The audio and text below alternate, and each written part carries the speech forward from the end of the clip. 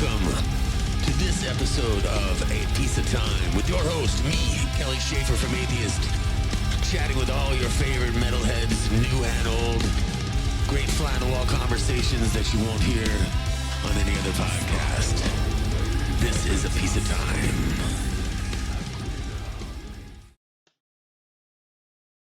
Hey, this is Kelly Shaefer, and this is A Piece of Time.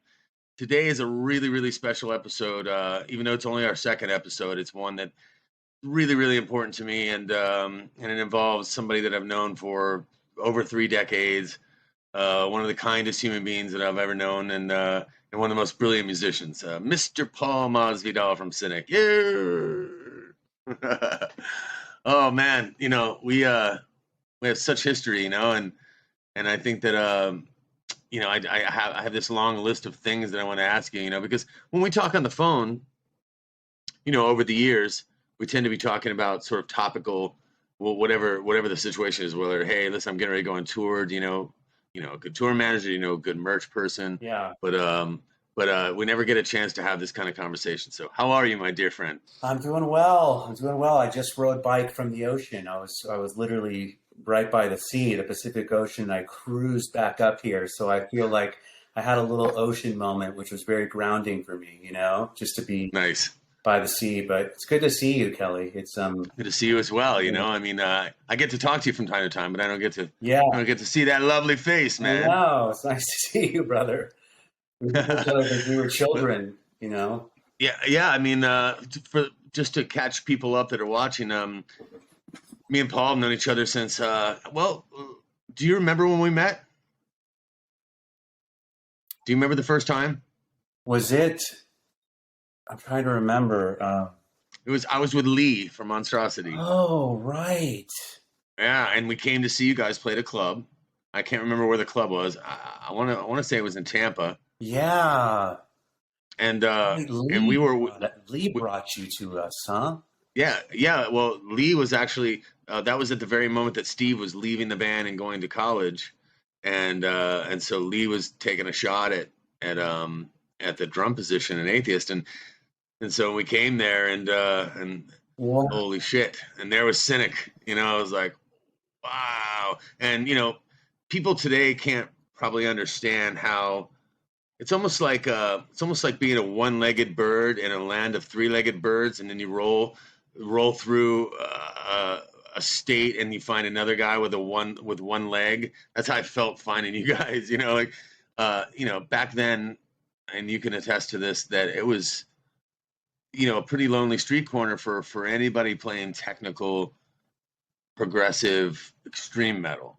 There were power metal sort of versions of that with Watchtower and such, and then we all cut our teeth on Maiden, and that was really important, I think, progressively to help us in the beginning when we were all sort of interested in metal and a progressive side of musicianship. So but yeah, do you remember that? Yeah. You were on an RV. You had an RV, actually. Do you remember that? Right, yeah. Oh, we were in our RVs. We were doing our little tour up the coast. Yep. But who was with you? Do you remember? Was it just you? Was it Malevolent Creation? Was this 1989? I think it was.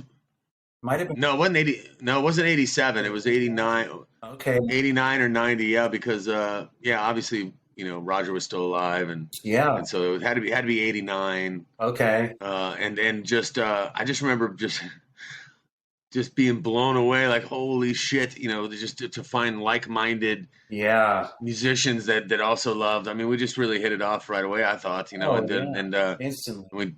Knowing Atheist too, I was like, wow, there's another band as weird as us out there. Like they're doing their own thing and they don't relate to anyone else. And it was a real kinship, I think, because of that. We were both so kind of, in our own trajectory. Yeah, there was a lot of knuckle dragging going on back then in metal. Yeah. A lot of caveman shit, and with due respect to the great bands that were out there, it's just that it was flooded with, for sure, brutality and gory lyrics, and and Cynic and Atheist sort of come from the school of, hey, it was just a different just a completely different vibe. And so it was really great to meet you guys in the beginning. And then as soon as I heard the music, I was like, you guys have to make a demo.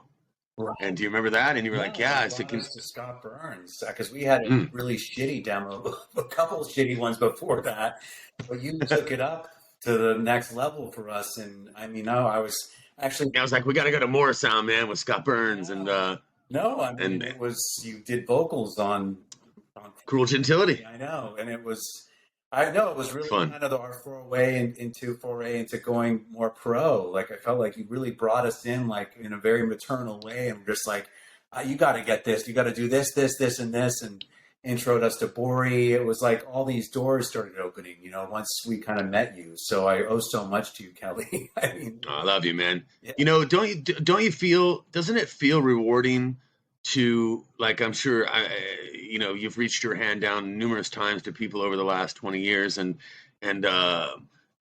sort of there's nothing like, if you're confident and in control of your sort of musical place, it's great. Like, some people have a real hard time with helping anyone move along or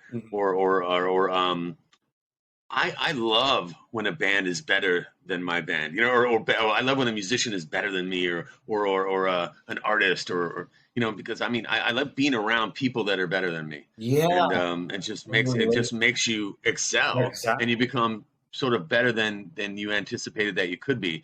And so I've always really been that way. And there are a lot of people that are like, oh, I'm not helping out any other band. It's hard, but I didn't even feel like it was helping out. I just felt like everybody needs to hear this band. Everybody needs to hear Cynic. Holy shit, it was like, and I remember, and I got to put Monty Connor on blast for this, because I was so excited to send him that demo, and I sent it to him, and I'll just never forget the conversation. And although he forgot the conversation because I mentioned it to him recently, he was like, "Oh, what are you talking about?"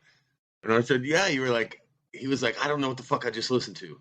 He's like, I just listened to this demo and I can't remember anything I just heard. I said, well, listen to it again, for fuck's sake. You know what I mean? That you don't have to. You shouldn't be able to swallow the entire pill of a good band, right? A good band's record, the first gulp. Yeah. You know what I mean? It takes a couple. I mean, that's like a precedent for how to listen to the music we've always made, right? It was not a quick. It was like you had to earn it in a way, and that's what made it, I think, more substantial, and why it's held up all these years to a degree, because there's like depth, it's not it's an onion, and you can keep peeling it. Every time you listen to it, you're going to hear something different, and you're going to see, and it's going to smell and feel and sound different. So I think that that's always been a really, really important part of music. I think, and both of us subscribe to that sort of philosophy of just creating things that make people have to sort of think for a minute.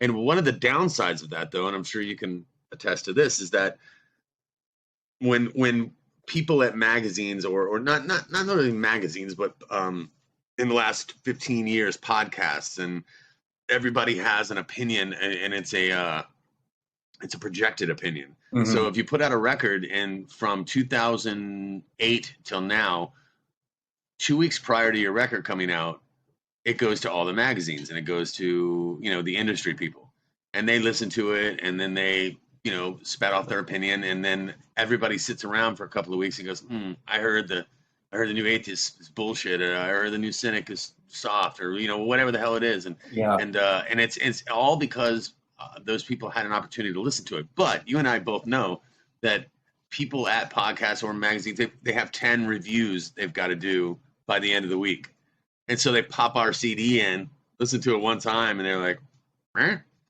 they don't get it, and then they write their fucking review, and then everybody around the world reads it and goes, "Oh man, I heard the new Atheist is shit." Yeah, it's funny you say that, because there was a few reviews of the more recent Cynic album of Ascension Codes where where I read the review and I immediately knew they didn't really listen to the record. It was like they just had to go through their list of reviews, or they barely had, and I was like, well, you have no business reviewing this music if you're not going to. Thank you. You know what I mean? They're not proper journalists. It's like, so anyway. Yeah, they're not actually journalists. And I say this all the time, that, and it's not to take anything away from people doing their own reviews online on their websites and the numerous amounts of sort of cyber journalists.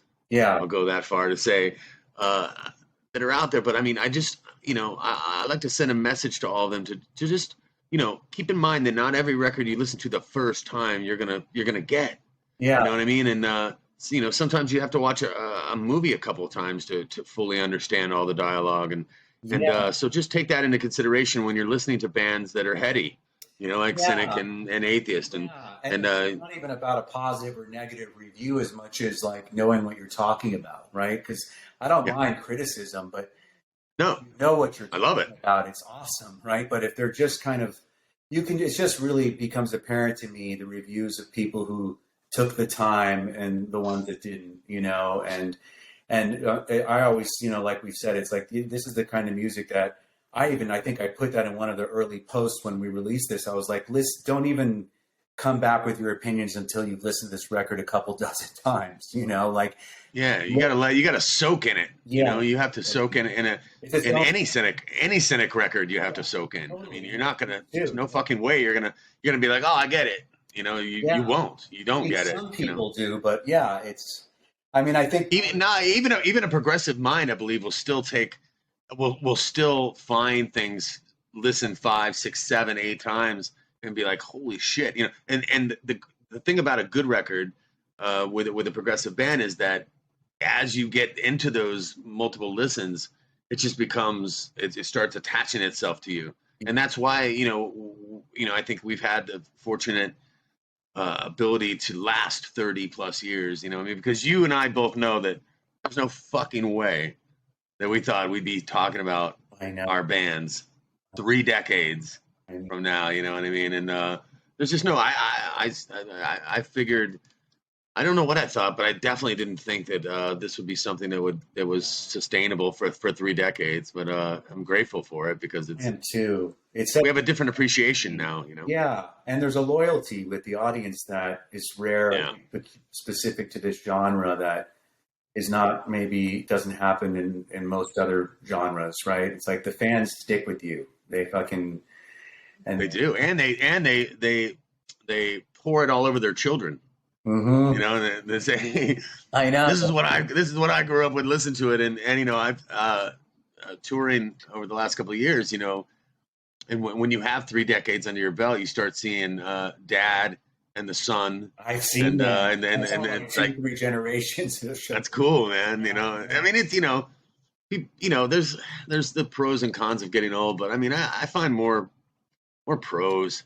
You know what I mean? It sucks getting gray and getting older, and but I mean, in a lot of ways, man, it's a peaceful feeling. It's just feels like just to have that much experience and to have fans that are multi-layered like that. It's really interesting, especially at the merch booth on tour. Yeah, when you see Dad and the 16-year-old son or the 18-year-old son come over and buy T-shirts, and that's so cool. And Dad's got his story, like, yeah, we used to ride around in a van and listen to you guys, and and I told my son, he's a musician and he needs to listen to this, and I love that shit. I mean, you can't put a price on that. I mean, from your little.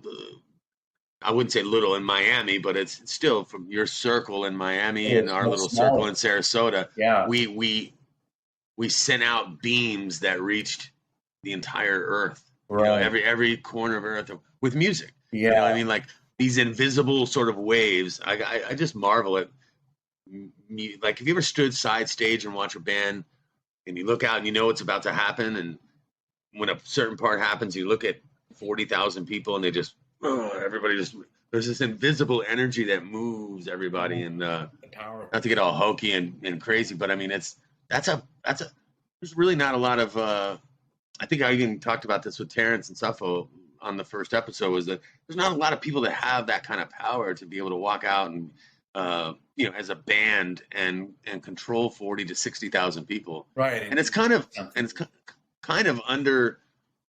underappreciated by people, I mean, because a lot of the people that are doing that come from very modest backgrounds and in terms of education and all these different things. So to be able to walk out as a I don't know, I think of Randy, from Lamb of God, he seems like a guy who's had he seems like a guy I would hang out with. You know what I mean? Like my stoner friend Randy from Lamb of God. And the thought of watching him walk out in front of 40,000 people and own those fuckers. I'm pretty sure that his peers in high school didn't think he was going to be able to do that shit, And one thing I really love about Cynic, watching Cynic videos from Vakken, is there's an elegance to, you and I are so different. Like in a lot of ways, our paths, we traveled on similar roads, but obviously completely different bands. And watching you in your confidence live is so unique, in metal. When you guys did, it's probably been about, when was the last Cynic show? 6 years ago, 7 years ago? It was Japan, 2015. Okay, yeah, so 7 years ago. Mm-hmm. There's a technical excellence to it that's rises above all of, and there's also this kinship with all these extreme metal people. Everybody loves Cynic. You can't talk shit about Cynic. Like I just kind of feel that way. Like you can, but you look ridiculous. You know what I mean?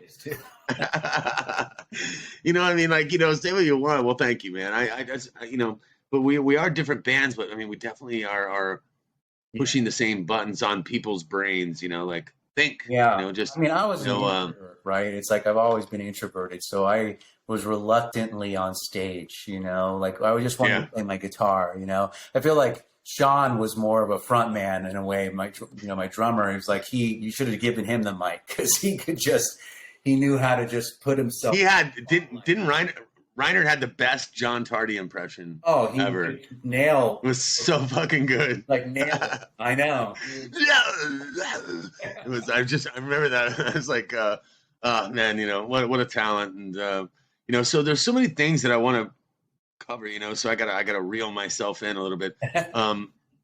Starting with Ascension Codes. I mean, it's available now globally. Yeah.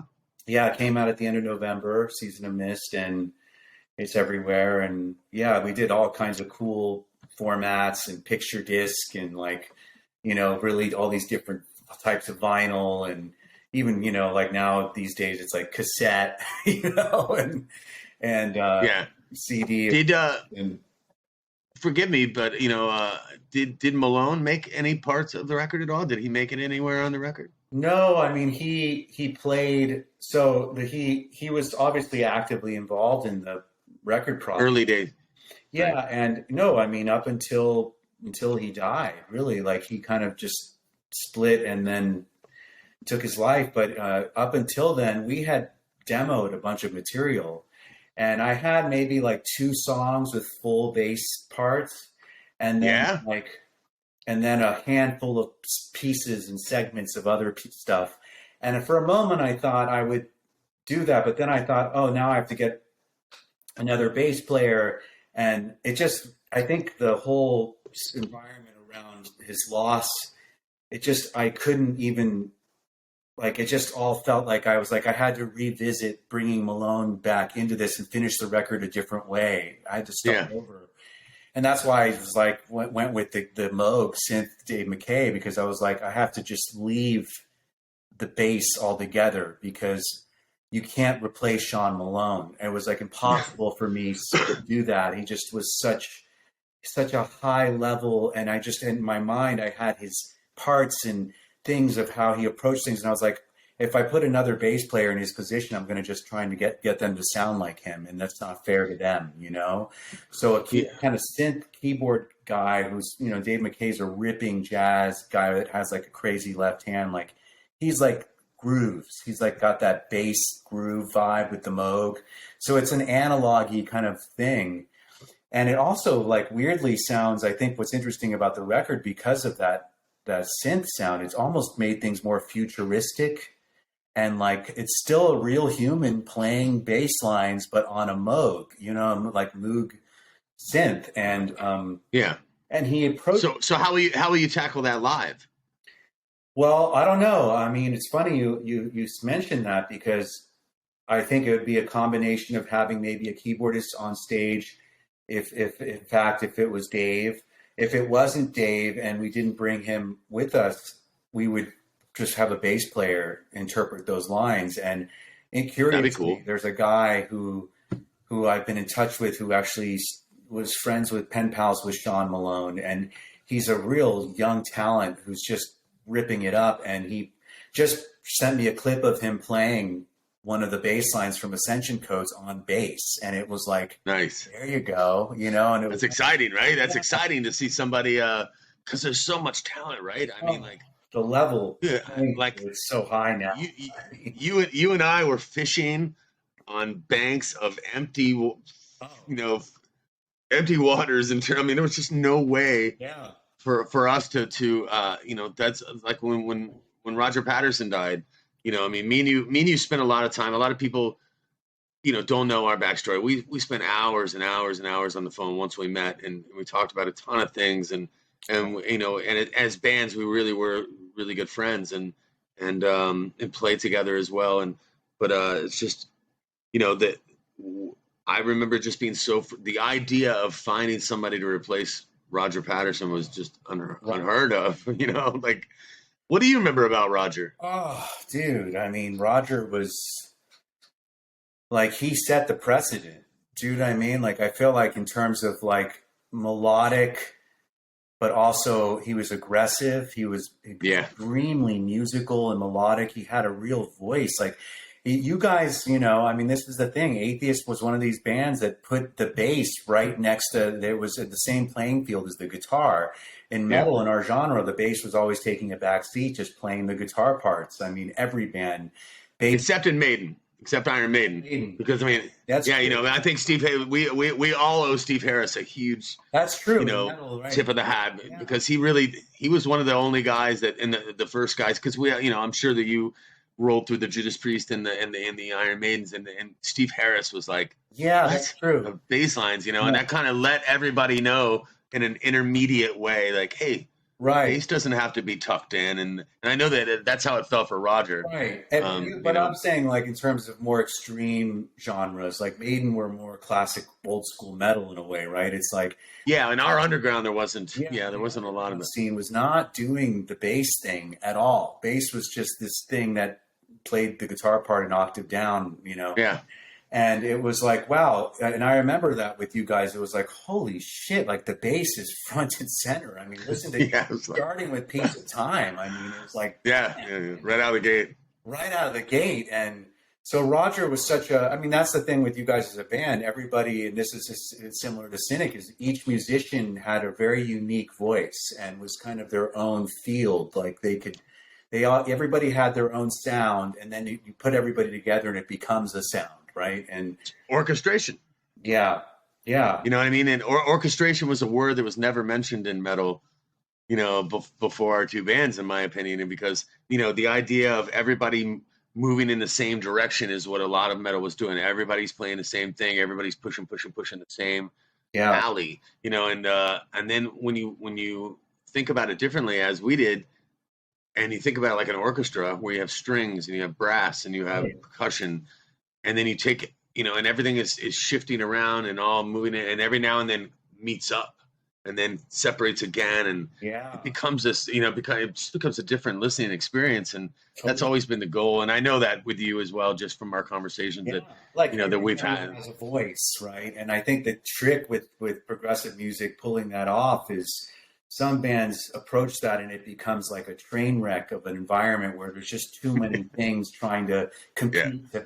So you have to create space and know when to and I remember we would fight in the early days with even making the, focus in the studio, because some of those riffs were happening on the fly. And I remember it was like, no, that's competing with the vocal. Like, you've got to create space. That's too busy for the vocal part.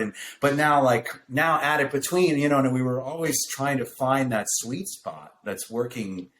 You know what I mean? Because it's like a difference between a conversation and a shouting match. You can take four people and they can have a conversation, or you can take four people and they shout at each other and try to talk over each other. And musically, that's annoying to listen to. And so it's hard to find that, that fine line of where everybody can shine in their own way, but at the end of the day, it's about the song. It's you know, in I mean service of the song always. Yeah, absolutely. Yeah. That's the so speaking of songs, you fucking amazing songwriter, you. Eon Spoke. I mean, like I can't. It's like a Beatles record, man. Oh. You know, and first of all, because I know there's a lot of metalheads out there scratching their head, going, "Is it Aeon Spoke or is it Eon Spoke?" I mean, how you pronounce it? I do Eon, but I mean, I don't. Eon, right? I'm not sure. That's how. Eon. That's how Eon Spoke. Yeah. Yeah. So where did that name come from? Short story. I was into like this. I remember going through a phase of liking 3-syllable words and names and stuff, like just 3 syllables. And I don't know. It was one of those, like, I think a combination of, because that name can mean many things depending on what you're putting before, right? It's like, so, the voice of eternity would be a literal sense, right? Of kind of how you would define it. But I don't know. I just like the word. I've always liked the word eon, and then spoke, having the sense of also like a voice, but also a wheel, right? It's like, right. It's just a couple words that felt cool, that sounded cool to me. So you sent me the link a few days ago, and then I listened for two days. Like I was driving around. I do a lot of driving during the day, and I was just listening to it. And have you ever listened to Euphoria Morning from Chris Cornell? Yeah. So let's talk about Emmanuel. So just because that has that synchronicity that we talked about, in terms of and not knowing, like, so years ago, what year was that? Maybe 1990. Steve Flynn's mother. Steve Flynn was a drummer for Atheist, and his mother was this really amazing woman, and she turned me on to this book called. Sorry, guys, unbelievable. Fucking phones ringing, kids fucking. Yeah, let's reset. Golly, man. Are we ready? Dan? Oh, okay. I didn't. So it had a countdown, so I didn't know whether we were rolling again. So yeah, this book was it was a manual for living comfortably in the cosmos, as you recall, right, Paul? Do you remember it? I mean, dude, it was like, I remember, a really important book to both of us. Yeah, well, you turned it on. You turned me on to it. I remember you saying you got to check out this book, and it was one of those books that, like, I remember the foreword was written by Ram Dass, Yeah. And it was, the channel was this lady, Pat Rodagast, who, like, channeled this entity. And I was familiar at that point with the Seth books. I don't know if you remember the Seth books. But yeah, I do. But I never read those, though, so I wasn't familiar with those. But she was more like, almost more science and quantum physics. It was really ahead stuff. Emmanuel was just this beautiful simplicity. And I think you gave me the book, or you told me to get it or something, but I remember just like, and it just like washed over me with this profound, beautiful child. That's what a Piece of Time was as well. A Piece of Time was based on that sort of, I don't even want to call it philosophy that was throughout that book, but a sort of a way about itself. So we both benefited from, and I think we were both just blown away. And we would have conversations on the phone, literally going through passages, in a weird way, almost like some people do with the Bible, except this is like way different. This was like, and it's really hard to explain to people, because you can explain, like, listen, it's a really good book, and there's this, spirit named Emmanuel. It speaks through Pat, and the cool thing about it is that it's in a question answer format. Yeah. And some of the answers just, will blow your fucking mind. You're actually getting me to, like, check this out. Hold on. Yeah, so for those watching, it's called Emmanuel's Book. This is the second one. Okay, you got number 2. Oh, there we go. Yeah, so that is the second, and I'm at my brother's place right now, but this is number 2. But you remember? So there, I think there was even a third one. But so there is. It was what? There's a third one. I think there was maybe a number 3. I'm not sure, but I remember like. Hmm. Maybe. That's interesting. But so this book, I think, fed both cynic and atheist in terms of lyrics and headspace. It was like so anybody, the way that she channeled the entity Emmanuel was almost like the Tao Te Ching. It was like profound, simple spiritual truth, right? It was so cutting, real simple too. Yeah, that's what was great about it, was that the answers were like, what is it like to die? Well, it's like, taking off a really tight shoe or leaving a smoky room. That's it. And you just go like, wow, and it made me not be afraid of death. At that time, not that I should have been afraid of death at that time, but it just made me look at death in a different way. Like, and then also looking at a sort of a blade of grass, and or lives living, or spirits living, inhabiting different things in order to experience different things. In other words, if you were a blade of grass to learn to grow, and you evolve into a flower, into a tree, into so many amazing things that no human being, in my opinion, could have really answered some of those questions in the way that Emmanuel did. So I highly encourage everybody to go check out at least one. One was the most amazing, so pure, just pure heart. Right? And what's interesting is that here we were years later.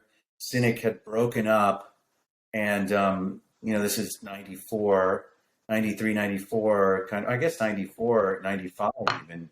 And I started to do volunteer work in Miami, for an organization called Men's Health Crisis. It was like a New York based, they had like a Miami chapter, because that time in the early mid 90s, all these guys from especially the East Coast were coming to Miami to die. They were basically on for warm weather just to die, like, and make it easier.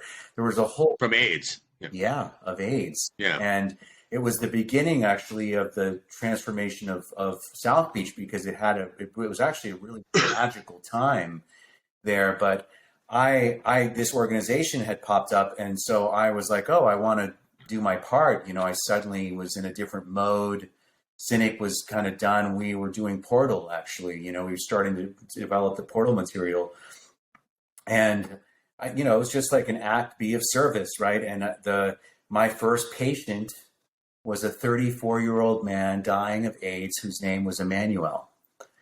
And that's crazy. And he was this really intense, brave, beautiful spirit who just was really wanting to have a front row seat for his death experience. He was just ready to fucking meet it, and just so open and beautiful and powerful. He had this incredible presence about him, and he brought me in. He really was like, we had a real bond. I played guitar with him, and I was gonna say, did you play guitar for him? Yeah, it was like we had because I remember seeing that you were doing that a lot. You were rolling through hospice. Yeah, and this was the beginning. Emmanuel was the beginning of that, and little did I know that was the seed for that song, which was kind of eventually the birth of Eon Spoke. It was just what a great song too, and I just your songwriting has gone to a different level, and it's I just don't think that people understand how hard it is to wear that wear such a different mask musically.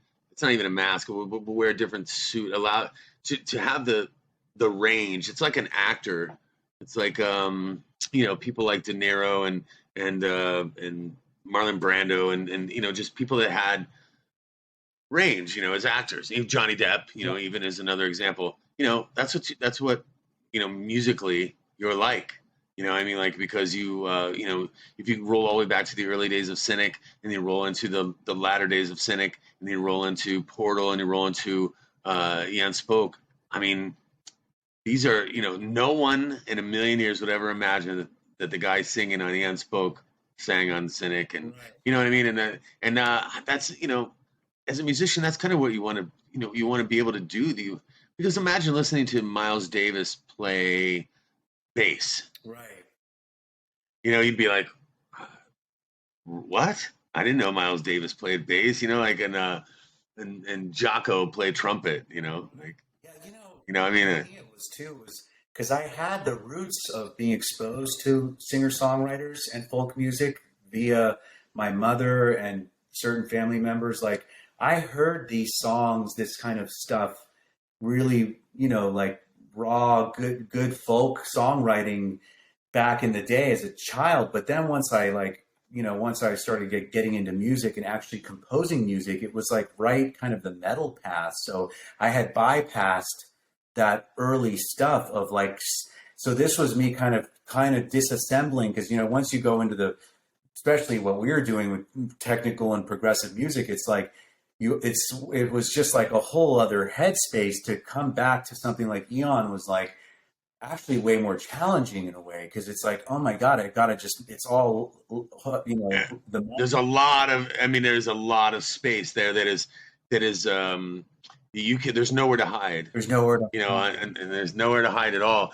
And that's a great thing, because it puts you on the spot, and your performances are really and the one thing I could say about this, though, even if you listen to a lot of old folk songwriter, even people like Jeff Buckley, who I love.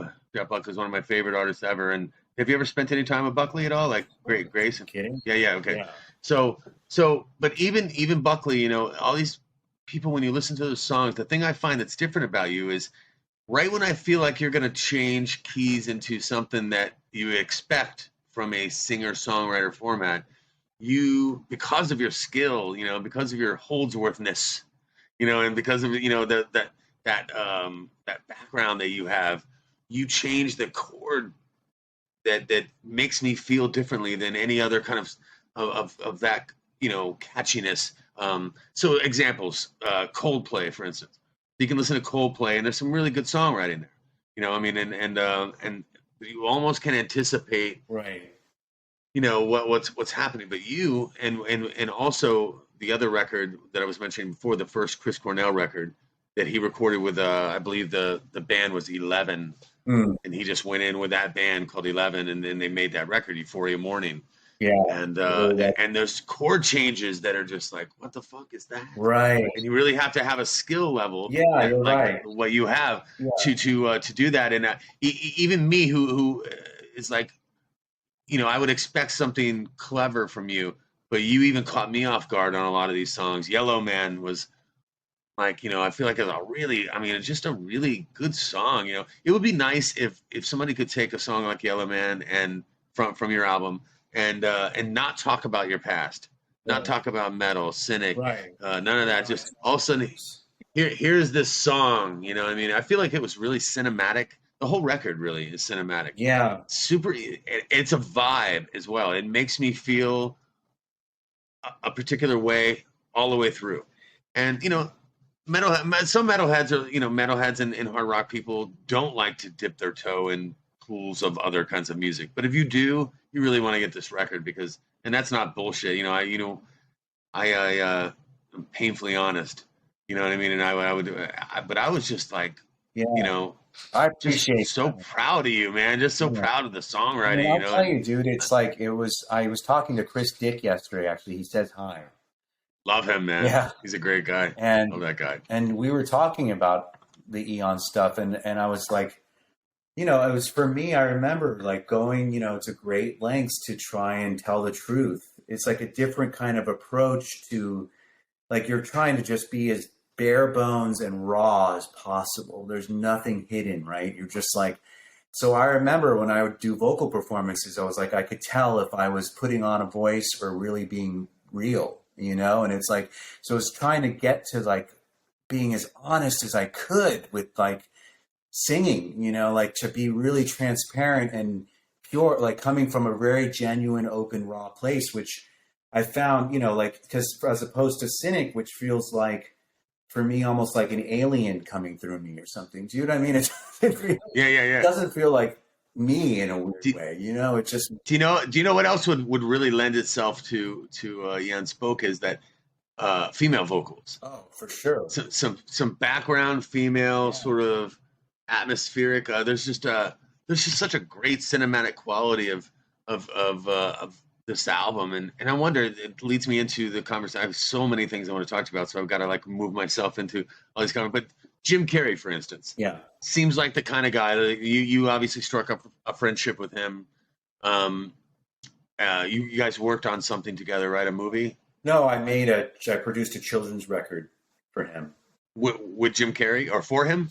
Yeah, like with him. He basically would sing these melodies and he would send me them and like sing them into his phone, literally. And I would like build these arrangements around his. Have you seen him do the Napalm Death impression on Jimmy Kimmel? No, no, but no. I Oh my God. To him about obviously, Ace Ventura, and I was like, my buddy was wearing a Cynic shirt, because the whole cannibal thing. Dude, it's hilarious. You got to look it up. It's on, I think it's on Jimmy Kimmel, and they're like, yeah, so, what kind of music you like? He's like, yeah, I've been listening to a lot of this like death metal. He's like, there's this band called Napalm Death. He's like,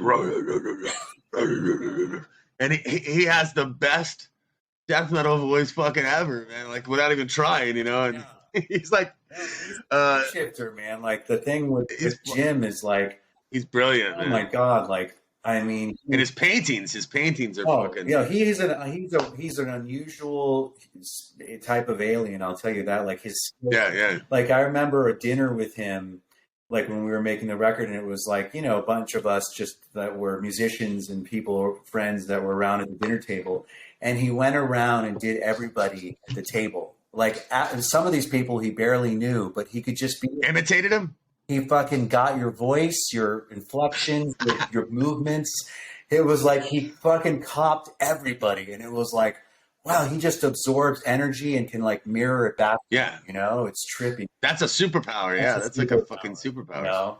Yeah. He's something else, man. And I and knowing you as long as I've known you. And when I saw that I didn't even realize that you had that relationship. Now I'm also, there's a lot of people that aren't familiar with the fact that, you did a lot of music for television. Yeah. Third Rock from the Sun, right? I was doing guitar and for Third Rock in That 70s Show.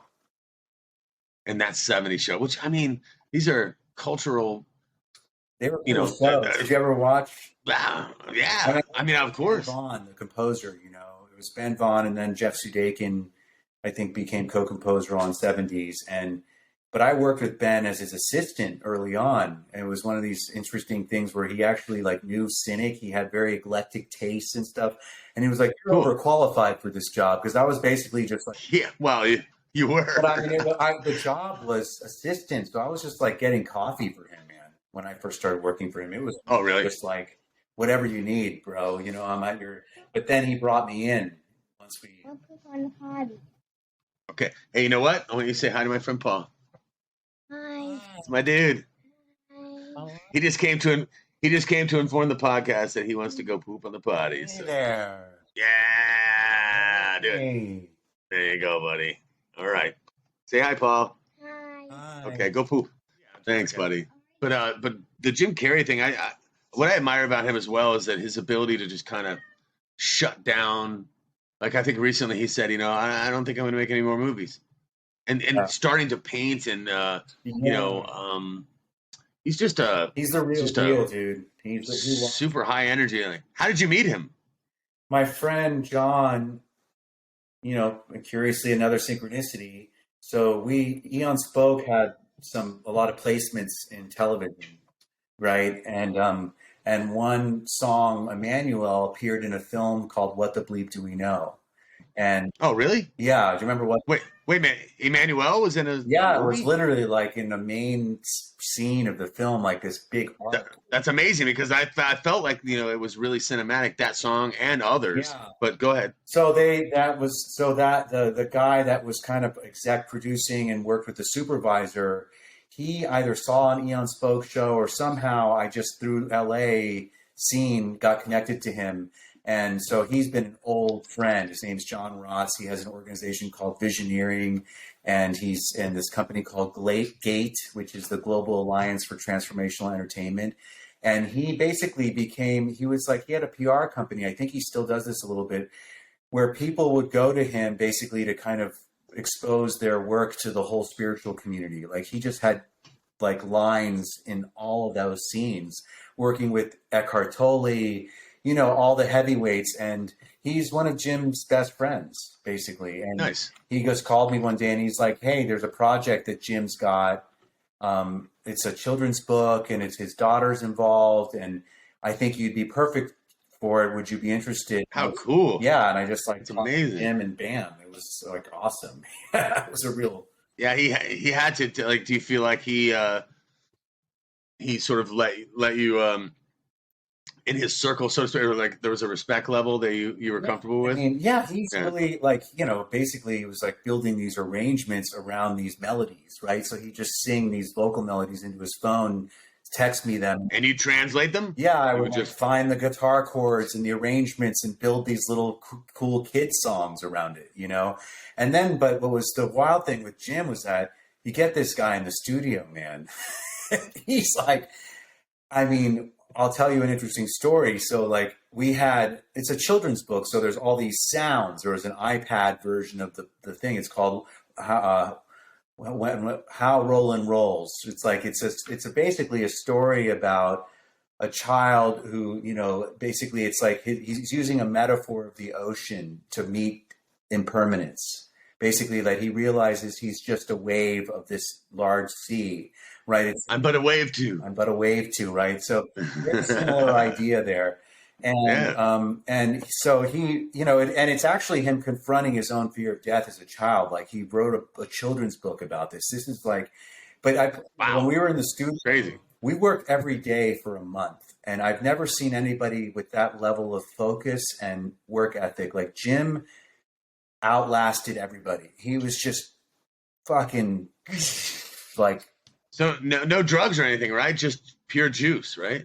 Pure. He's got fucking a channel that's running through him. That's like, wow. It's just like, where is this coming from? I mean, he's just on fire, And it's cool to be around people like that because when you see in your normal everyday life, you don't run into people with that much juice, Yeah. And so when you do see people with that much, it's got to be a sight to see. It really it just kind of, you just can't help but pick up on it. Did he know? Did you guys become good enough friends where he sort of caught your backstory? Yeah, I mean, we were one-on-one like for long periods, weeks on end, just me and him, so we'd hang out, we became friends. That's nice. And listened to a lot of music together, and he had, like what?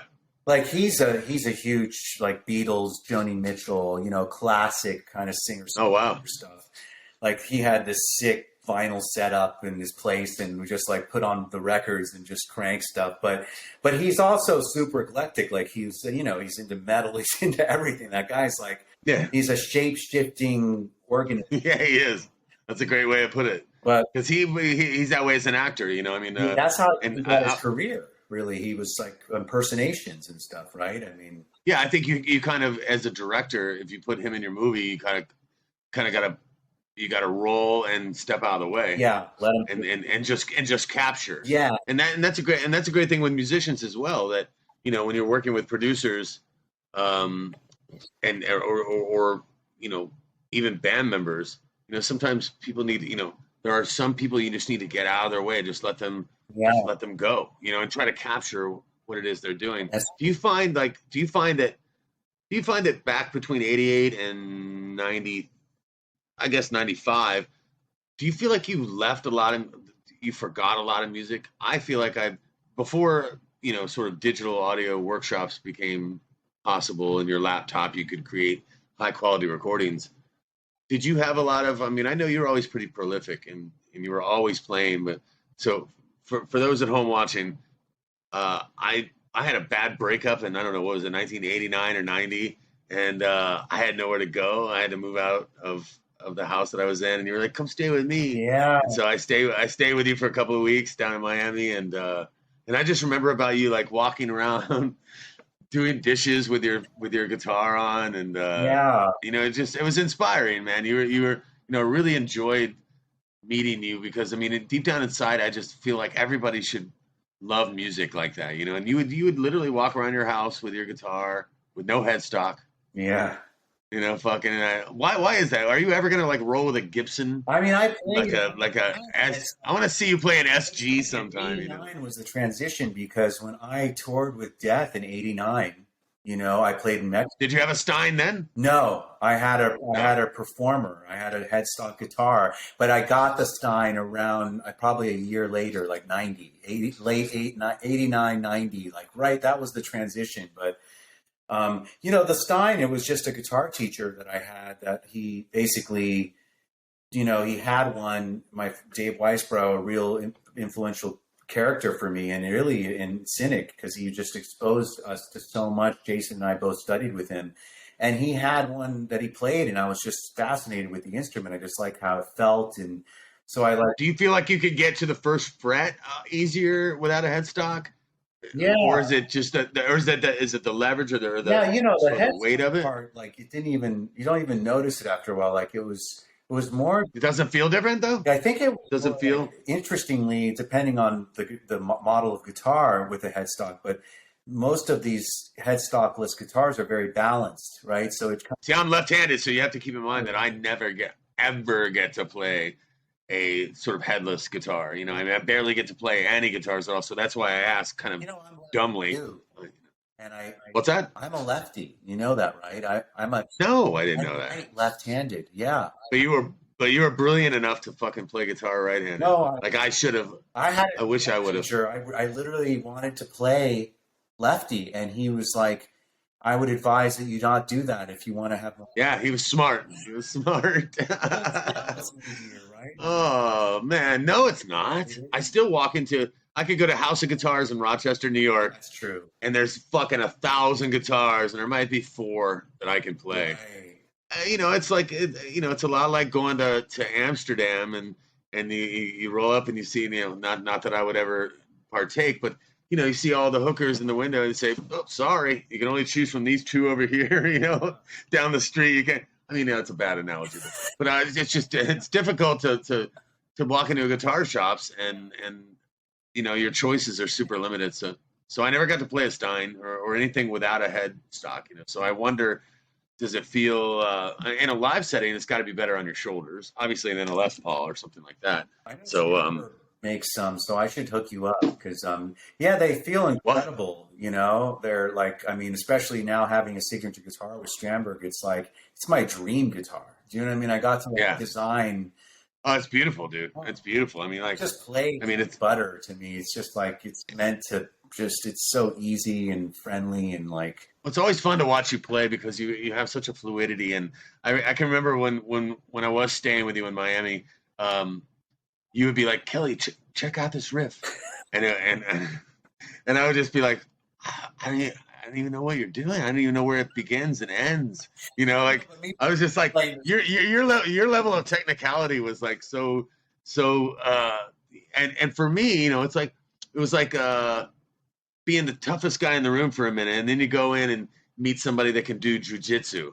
Like you guys didn't need to punch anybody in the face. You would tap somebody out. Like it's like a different technique, you know. Mixed, I felt like mixed martial metal. You know what I mean? Like we were like, oh, you know, we had an aggression to us, but so I always tell people like we were sort of a metal band that dabbled in jazz, and Cynic was a fucking jazz band that dabbled in metal. Yeah. You know what I mean? Like, you know, I mean that's how like what made Atheist so cool was that it was so unorthodox. It had no reference points of like, it wasn't like proper in any way. Like you broke the rules and you didn't even know it. Yes. You know what I mean? Like it was like, what is this? What is that riff? You know what I mean? There was a lot of that going on and I remember hearing stuff and I was like, wow.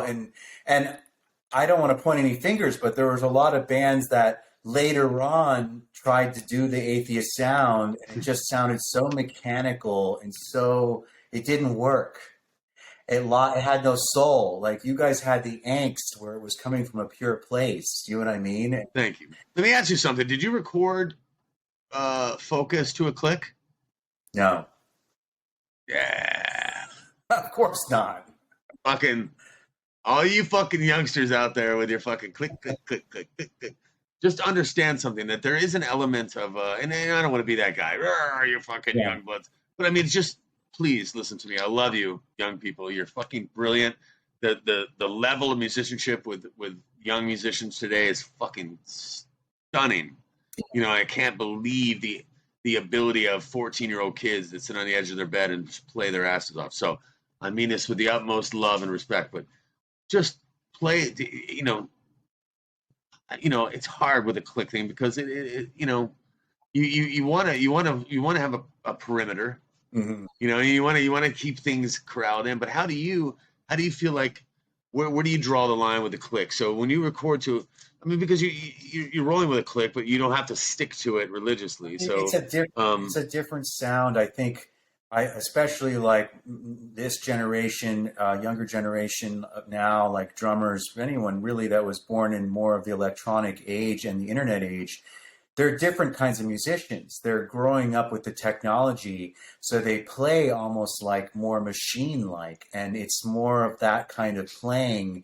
And do you know what I mean? Like, and I will say even, and it's not a flaw, it's incredibly fascinating. Yeah. Like a Matt Lynch, who we played on the Cynic record. He grew up on electronic music. He can program drums that sound that you can't tell the difference between the program and his real drumming. It's fascinating. He's like, he learned through the machines in a sense. And it's like, so these techniques become like, it's a different kind of animal, a musician in a way. And it's just different.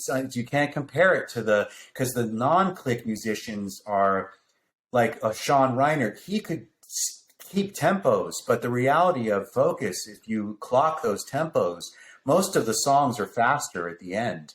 And he knew what he was doing. He's pushing. But that's the way. Yeah, that's the way it should be. Yeah, you know what I mean. That natural adrenaline and stuff, and absolutely, or the end of a fight, the end of love making. All these things have an acceleration. Yeah, and so it makes perfect sense that I can't believe I just said love making on my podcast. But they're doing this with the clicks, right? So now they'll program the click that speeds up. Oh, so it's wow, and I've never done. They'll do a whole grid of the song where it'll push and pull and have the elasticity, but it's completely clicked out. I mean, it's like a mapped out thing. Yeah, it's fascinating. I do think the drummers, like the Sean era drummer and Steve, and there's a different kind of, and I think those people exist as well now too, because you've got a lot of kids playing jazz that are just doing their own thing and not part of the grid systems. And you got to let music breathe, though. I mean, that my sort of message was just that, when songs do breathe and they do have flaws, I mean, we all as people have flaws. I mean, like you could see somebody in a club and say, "Oh my God, that person is beautiful," be it male or female, and then see them in the morning and be like, "Whoa." You know what I mean? It's the same person, but it's like, so I don't know, the living aspect of it, a song sort of breathing to me is more important than having it be perfect. And the flaws of the song are kind of important as well, because, there's a lot of YouTube channels where people are breaking down old songs. And you listen to like old Fleetwood Mac and old, and even anything, Eddie Money, all these different pop things that are 40 and 50 years old, and you listen to individual tracks and you're like, holy shit, right? That's really weird. Have you ever heard people quantize Van Halen? No, but I was gonna say like the joke, like if the Beatles were sang in tune, like because there's so much subtle intonation stuff there that makes it that's like the mojo of it, right? It's like it's absolutely, and so it's a very delicate space, and so allow yourself to do that as a young band. Wouldn't you agree that you got to allow yourself to have those? If that's you don't need to, if you want to, because it is part of maintaining your humanity. We are as a species. For better or worse, it seems like we're slowly merging into machine, and we're losing, like, this is the end of the biological human kind of as we know it, right? I don't know it's the end, but as much as the AI is going to have to be acknowledged. Yeah. In a way that's going to eventually probably be dominating in a way, but I don't know. We're still us. Yeah, no. As much as we allow us to be, because you can never. This is what's so special about us as a species, is this organic, raw, human thing. And I think this is touch flaws, mistakes. Yeah, and even in progressive music, like this is the thing with a lot of prog, is like a lot of the bands, they get all their chops together and they try and write very complex, busy music, but there's no like, where's the soul? Where's the heart? Like, you don't feel anything. It just feels very mechanical and machine-like, or a bunch of riffs pasted together. And it's like, I think that's the thing, is like getting to the root of writing something that has heart and is human and is yet still very alien and complex and crazy. You know what I mean? It's that balance. Yeah. What was the first metal band that you what was the first band that sort of led you into metal? Was it Sabbath and Zeppelin and stuff like that, or no? For sure. It was. You're born in Puerto Rico, right? Born in Puerto Rico, but we moved to Miami when I was 3. And so it was. But Puerto Rico and Miami were very similar, though, in a lot of culture-wise. But no, my older brother was into classic rock, and all his friends. So it was Zeppelin, Pink Floyd. You know what I mean? Like that. That's where you started as well. Oh yeah, totally. You know. So Judas Priest probably at some point became a thing, right? Yeah, Judas Priest. So how cool was it to see fucking Rob Halford? I know. Tip his hat to you guys. That you know. Was cool. Yeah. I mean, because Halford to us, I mean, maybe younger people won't understand, but I mean, this guy, man, like, what a voice, man. And they started in the late 70s. You talk about Sad Wings to Destiny and the vocal performances on that record, and what year was the first Judas Priest record? Was it 74? Holy shit! Fucking 74, dude. I mean, like, I couldn't believe Rockarola was 1974, wow. And I love that record. And it's got such a I don't know, it obviously sounds a lot different than what they became, but you could still hear that charm in Rob's voice, and I just, my heart breaks for him that he had to go through that for so many years where he could finally be himself, and then for him to, he could have quietly, he could have, kept himself out of the conversation when you and Sean sort of, explored the idea of speaking out, and for him to come out and tip his hat like that. For me, I don't know, knowing you as long as I've known you, I was just like, wow. Yeah. Oh, shit, Rob, kind of cool, man. Well, right? It's super cool. I mean, especially, like, I want to read his biography, actually. You're just reminding me, because someone told me they read it and it was awesome. Like, he has a book that came out. I bet. I can imagine the stories that guy has. Holy shit. But no, it's funny. I think about what's interesting is that a Rob and a Freddie Mercury, here they were, like, creating trends that were,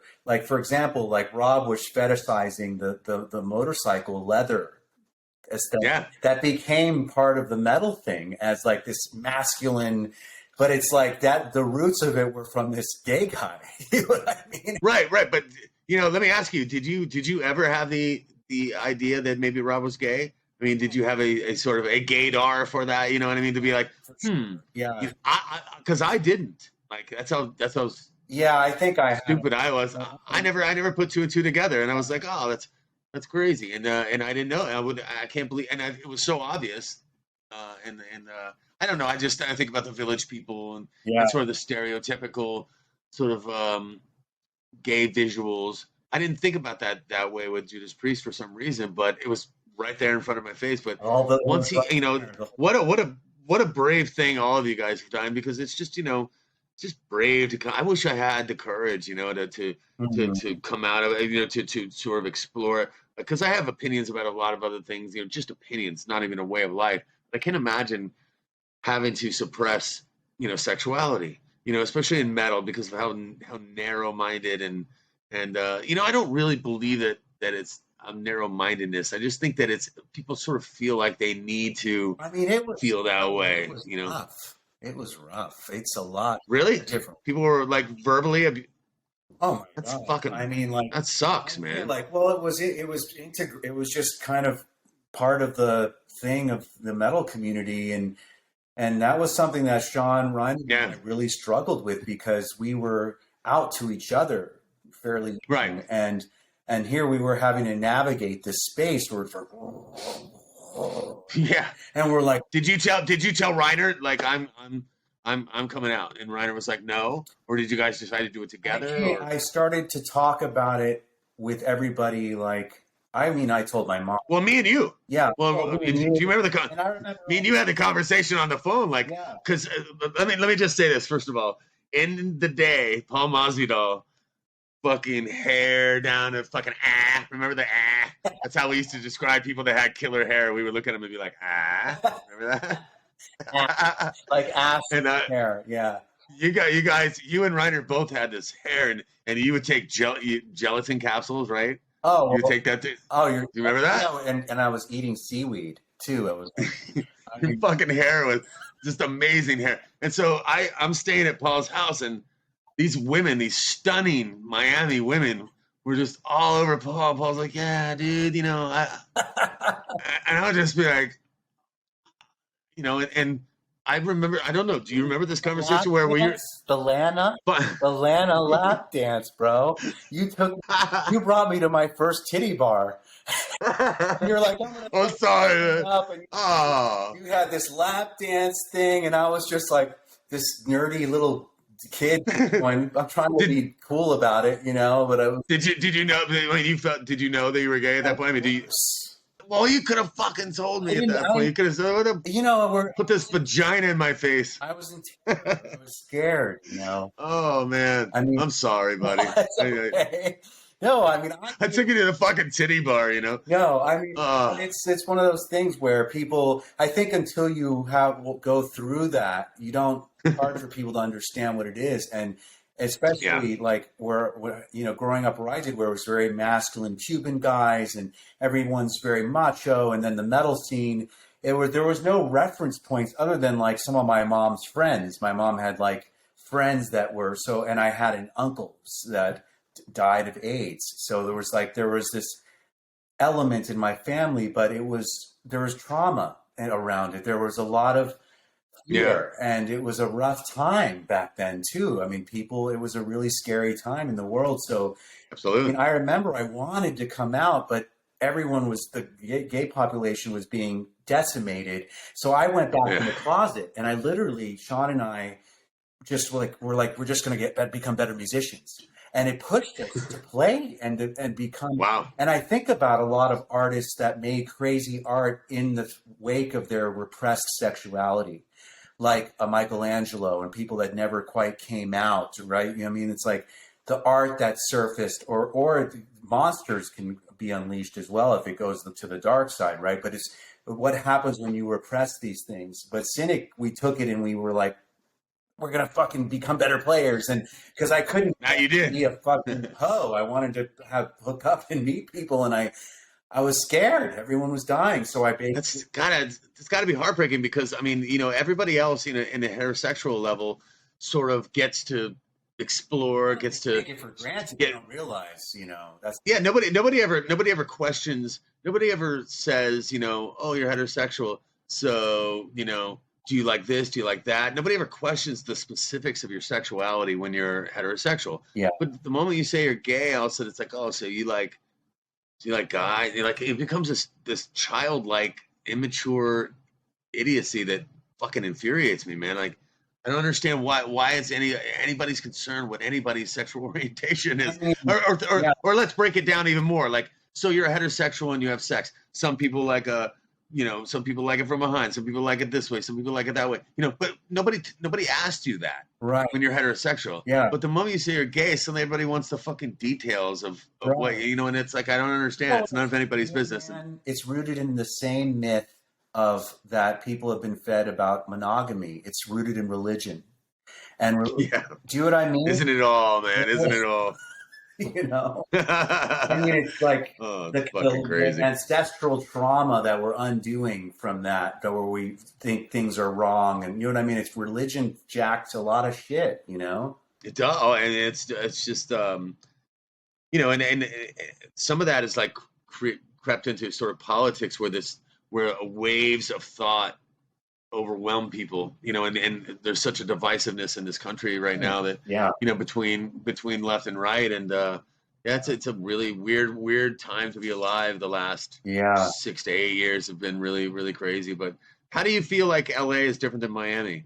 Wow. Well, aesthetically it's pretty similar in terms of the layout as a city, other than LA has hills and mountains and stuff, and which is great. Oh man, I'm in San Diego right now at my brother's, and I've been kind of staying here part-time a lot just to get out of LA because LA, you know, I've been there a long time, over half my life now, and it's gone through a lot, you know, especially through 2020. It's just that city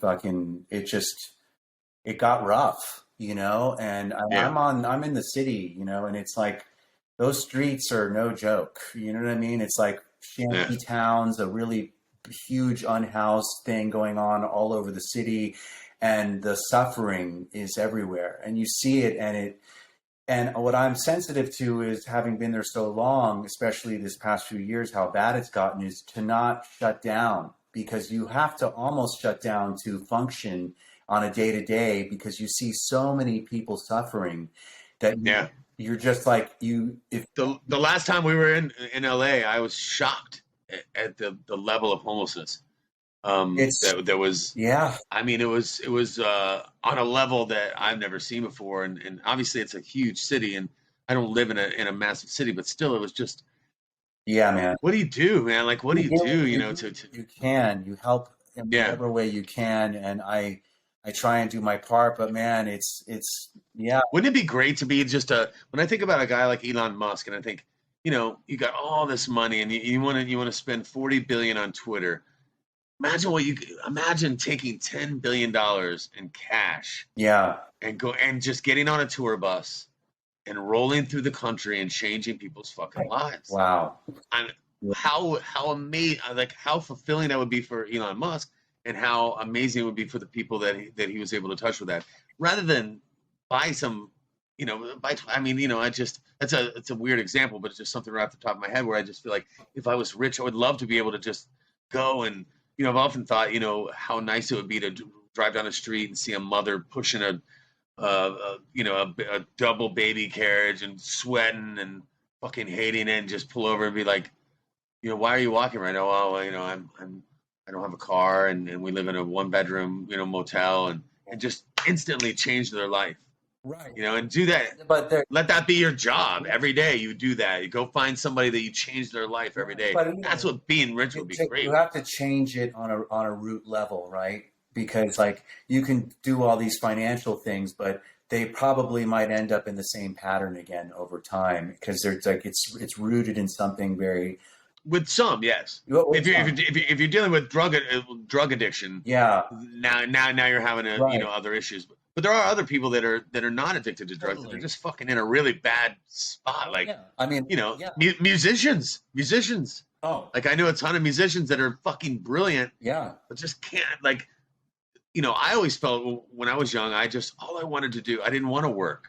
I wanted to just play guitar, and I just wanted to write songs, and that's all I wanted to do. And then, you know, a guy that works construction every day will look at me and be like, yeah, you're a piece of shit. You know, you fucking musician. You just want to sit at home.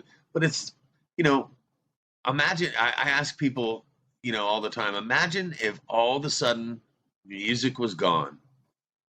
There was no more music. How quiet this world would be. You have no idea how important music is. Right. If there was a way that suddenly music was removed, everybody would really understand, like, wow. But artists, and, you know, and the same with visuals. Yeah, you know, with the role, be it graphic paintings, everything is. No, it's like, you know, integral, like, to a whole society functioning. Yes. And it's. But we don't get that respect, though. It's always this derelict vibe. Right. You know, like this underbelly artists and musicians. You know, everybody goes, oh, you know, where you are, because like some are lauded and what part of the culture and community. And I was going to say, even with LA, like with the unhoused community, it's like, I'd say a good population of them are people that just are not addicts. They're not mentally ill. They're basically they just choose to not play by the system. Yeah. And I respect live off those the grid. people. Yeah. They're just like, fuck this whole system that we're set up with, that you're supposed to do this. And they're totally sane. And they're just, I don't know if you saw this movie. I think it was called, was it Nomad or something? Or I saw it, but I didn't see it. I saw it advertised, but I didn't see it. Powerful. Oh, wait. No, I did see it.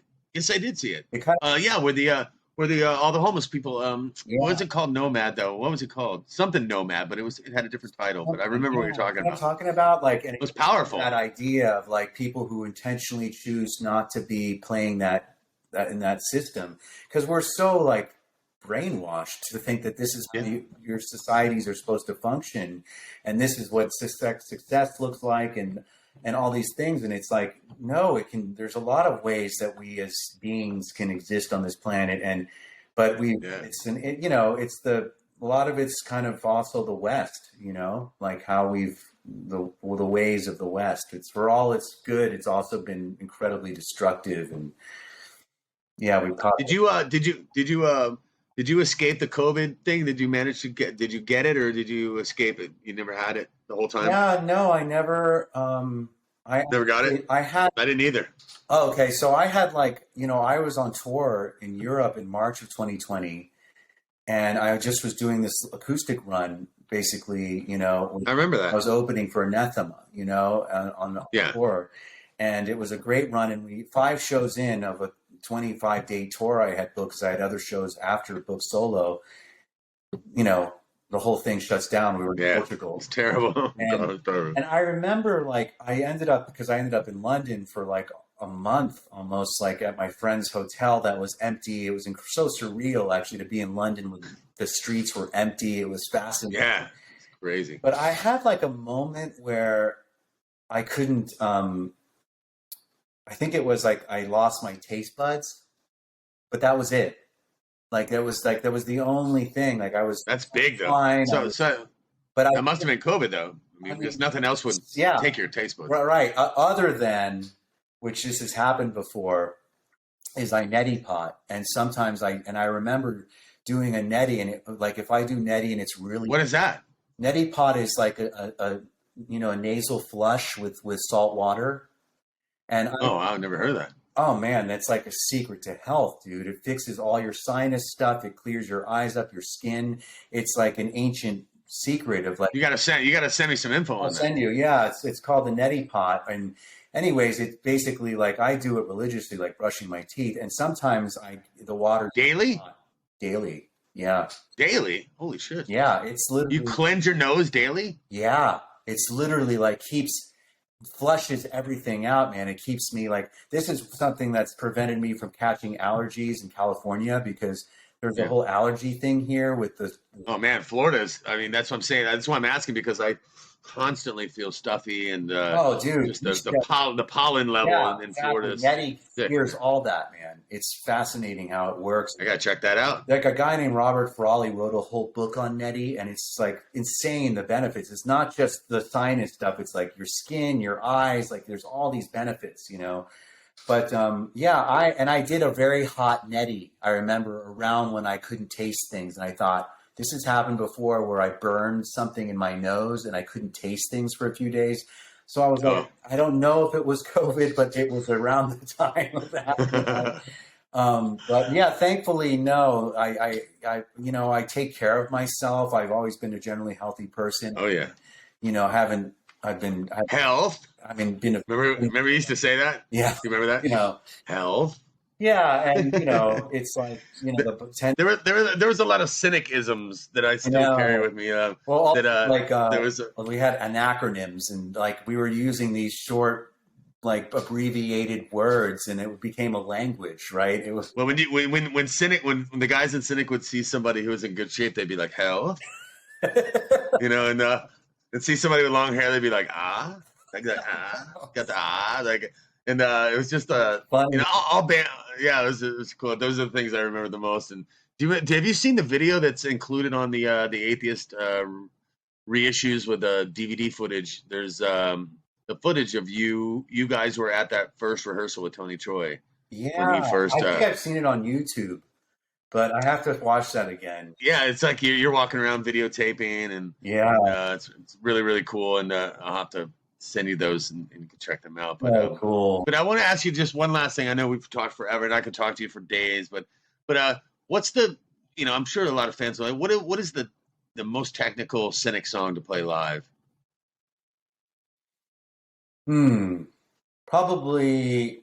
Well, we haven't done the new record, but from Trace to Nair, I would say King of Those Who Know, or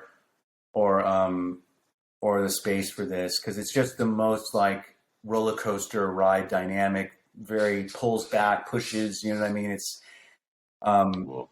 yeah, or even The Unknown Guest. Like that was another one that was like really.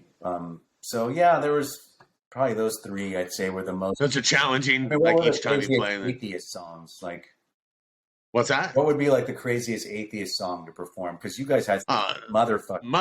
No, Mother Man is every single time we play that is like tightrope walking without a net. I mean, because there's just the opening riff is just. It just goes and there's really no.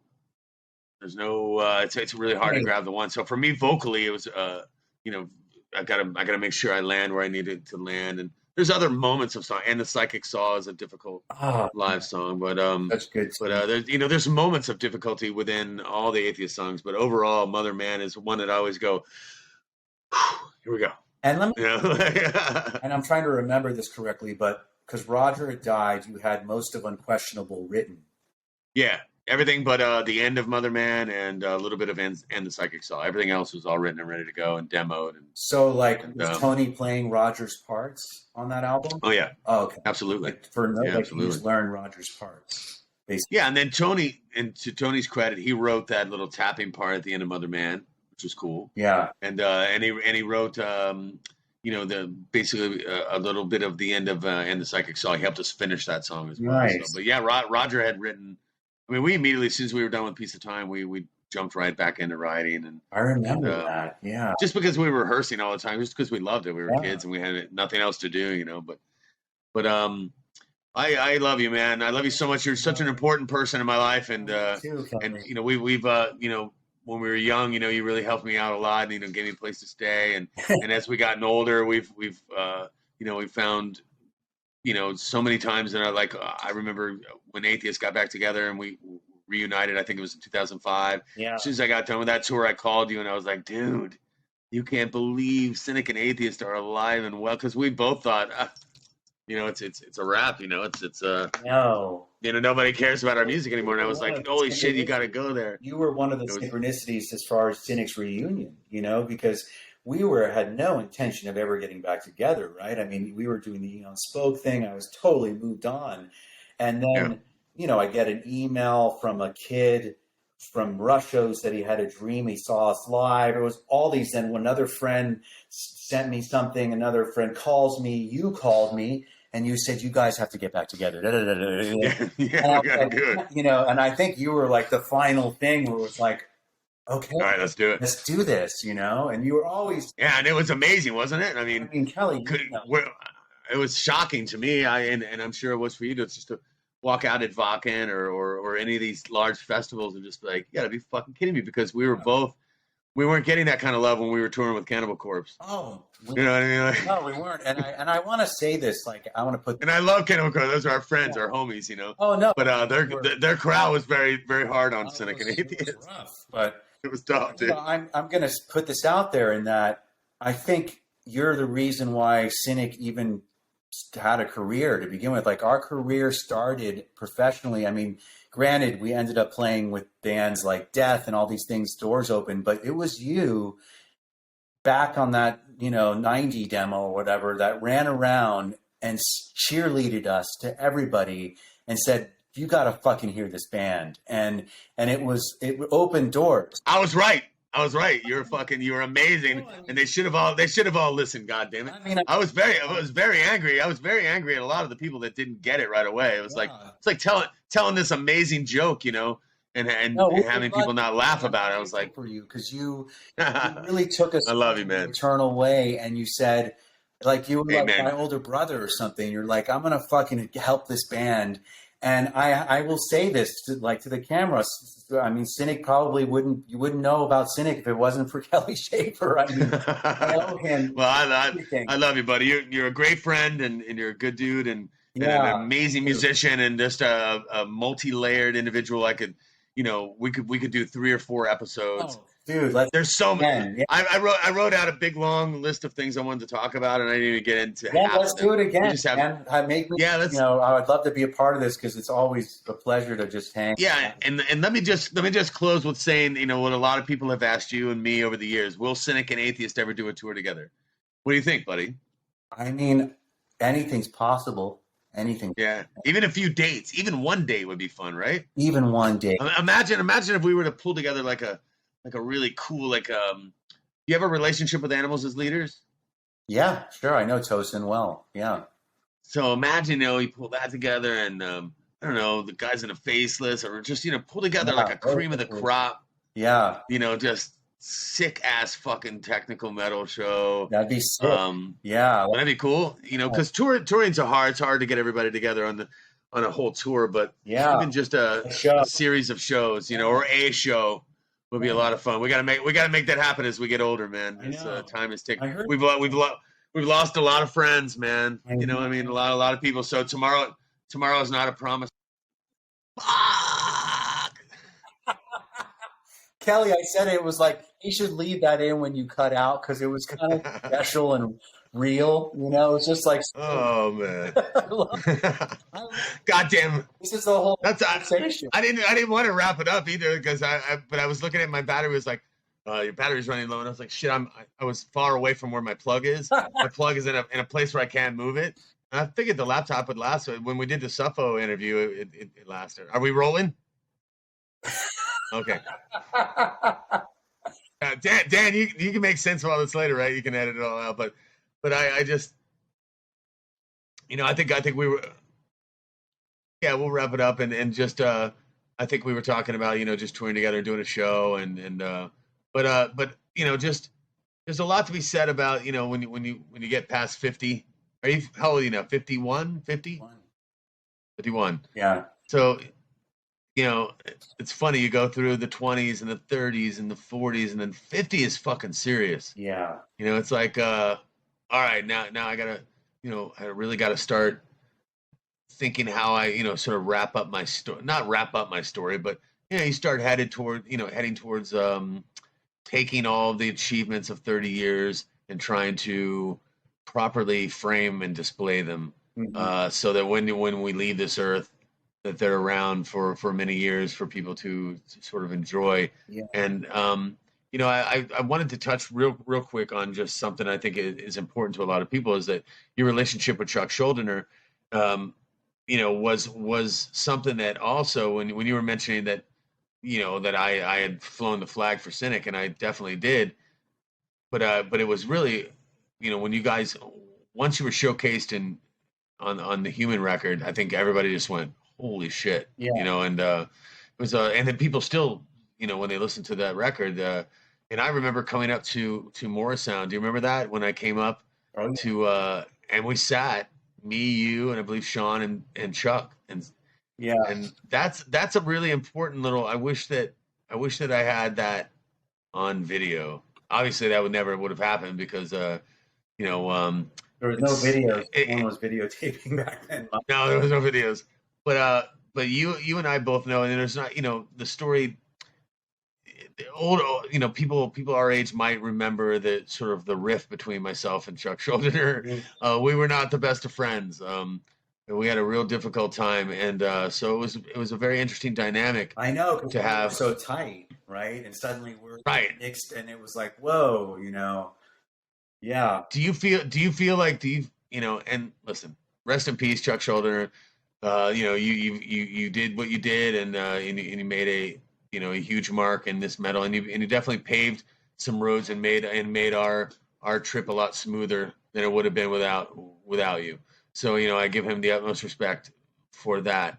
But on a person to person level, it was a lot of times difficult because Chuck was very guarded and very defensive, and so anybody back then in the early days of death metal, it was all about no false metal, no bullshit, right. no fucking, because we were sort of the anti what was happening in our world right now. Late 80s was all about hair metal, Motley Crue, all the shit. So all of the underground was basically a force against that shit. Right. And and Chuck within that subgenre of music, Chuck was also that way. He was very, very apprehensive about anything that was different. Right. Anything that was like coming along. Well, I don't know, dude. I mean, that shit, and he used to say things, about atheists that were really, we actually had a lot of spats back and forth in magazines. And so obviously somebody like yourself, who I was very close with, and we had such a great relationship, I just always wanted to ask you, like, did you, was I dead wrong about this guy, or what? Well, I will say that I think he probably, he ate his words in a way in the end, because he was, as very like oppositional to the technical at a time, and then he brought us in. Fucking A. No, he was really kind of like not getting what was going on there, and he brought us in to push it a little bit. But I think eventually he was trying to sound like, I mean, to me, some of those later Death things, it's like it could have been an atheist riff. Do you know what I mean? Like, oh, he would fucking roll though in his grave to hear that. That's what people don't. No, it's funny when I'm saying this in a way that it's like, I think he came around and he realized. Oh, yeah, he did. I just wish that he would have acknowledged before he passed to say, you know what, guys, because I mean, he really went to great lengths to try to prevent us from even getting signed. Right. And a lot of people don't know that, and it's it's a personal thing, but it's really hard when you're coming up and somebody's already got the attention of an industry, and you're trying to do something different. And he was, so people a lot of times will say, oh my God, you came up in Florida, so you're friends with Death. And it's like, I can never properly tell the story, because it's not necessary to tell the story to every person. But you and I, your relationship, we go back. Your relationship and touring with Death and making a record, and then my experience of having to deal with the adversity of Chuck. Yeah. It doesn't play well in the eyes of the fan who goes, Chuck Schuldiner can do no wrong. He is this, he's that. He was a complex guy, man. He was, and and again, I mean, with the utmost respect, he really, he really was a groundbreaking musician, and he, he deserves that credit. But he was so guarded. Eric Reif, who basically, for all of the harm Eric caused so many, he also championed Death in a way that no one, and basically built that brand and that legacy. And tried to lift. Do you think? I mean, Eric worked tirelessly for that. After Chuck passed, or before? I mean, before, they had a very contentious relationship. They broke up, sued each other, they fought. But once he was hired by the family to take on Chuck's catalog, he basically did all those remasters and remixes and fucking liner notes, and just propped it up in a way that, like, I think gave Death some legs, where it became this. Yeah. Do you know what I mean? And not to. Yeah. He probably did have a role in that, because I mean, not that it wouldn't have developed itself. It would have been more underground. I think it would have been more of low key. Yeah. Like, he pushed it into a level where you have kids wearing Death shirts now that can't even tell you the name of a record or a song. I mean, it kind of turned that corner, right? It's hard to do in the underground too. It's really hard to get to that level. Yeah, And but he, dying immortalizes people in a way, and it becomes myth. Isn't that interesting though? I mean, how do you think you'll be immortalized? How do you think people will see you when you pass? I've never thought about that, actually. What do you hope? What do you hope that you leave? I know what you'll leave. I know that if you pass tomorrow, and I'd be devastated. But if you did, I know how people have absorbed you and your music, and you're just a really, you're a really stellar, smart, sharp, amazing human being. You've accomplished so much that so many people don't even really know about. And I feel like you got to write a book, Paul. You got to help me. I feel like you need to. I feel like you need to. I think. Well, I think Chris Dick could handle that. Yeah. But I think it's important for actually, not that we need to write books, but I mean, there's a lot of history that we both have, and when you talk about 3.5 decades of stories and developments and things, I think that I've always loved reading old stories about Zeppelin and the Who and Stones and the Beatles, and I love Did you see that the new Beatles? Yeah. Oh God, what's it called? Yeah, well, the Let It Be footage. It's like the make. Yeah. Yeah. Oh, No, it's. doesn't that? I mean, I felt so. I never felt so right about something, about the way I used to, like watching Paul and John deal with George Harrison. I know. And you know, and it was just so, it was like being a fly on the wall in the Beatles studio, watching them write these songs that we've been listening to for decades and decades. Yeah. And I feel like, you know, we have so many stories as well that I think a lot of you know, metalheads that look, you know, we obviously look to the Beatles and Zeppelin and Sabbath and bands like that as our mentors and our vitamins of how we live. There's a lot of young metal kids now that we've been around as long as we have that look at us that way. And so I would love to be able to leave behind the stories. I'd hate to be buried with them, you know? Yeah. And that's how I always feel. Like there's so many things that I want to talk about and explain to people that, you know, it's funny when you get to this age and you start talking about writing a book. It's like, it's how you know you're fucking old, you know, right? Well, no, I mean, this is the beauty of, like, this is where it becomes, in a sense, like wisdom, right? You kind of offer something, it's like it's giving back after all these years. You've lived this long.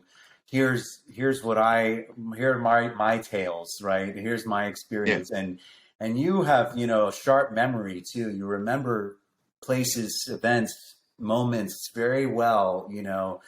I think, like, in a way that's very unique. And it's like, if I was to ever get into something like that, I'd probably need to talk to you a lot because you remember things so clearly. And I'm like, that I don't remember. And that's really special. I have other friends like that from the scene, you know, that I talk to, and they're like, do you remember? And I'm like, wow, did I do that much drugs? Cause I'm like, well, man, we did. That's a thing that is also, as much as people kind of wrinkle their nose at drugs and things like that, a lot of the music that came from Cynic and Atheist came from, came from mushrooms, man. I came from psychedelics, came from marijuana, you know. So when you dip into those parts of your brain, you get weird music. And, you know, the average person that's a sort of a, you know, somebody who doesn't dabble in that will obviously come up with an argument that, well, you shouldn't do that. It's not this, it's not that. But I believe that artists, painters, musicians, people listen and almost vicariously live through those artists as if they were doing the drugs, as if, you know what I mean? Because if you listen to Pink Floyd's a great example. Totally. You know, the most ordinary square-shoed person can listen to Pink Floyd and be like, oh my God, I feel like I'm tripping. Yeah. You know what I mean? You feel a little bit of what Pink Floyd was going through making that music, you know? Sure.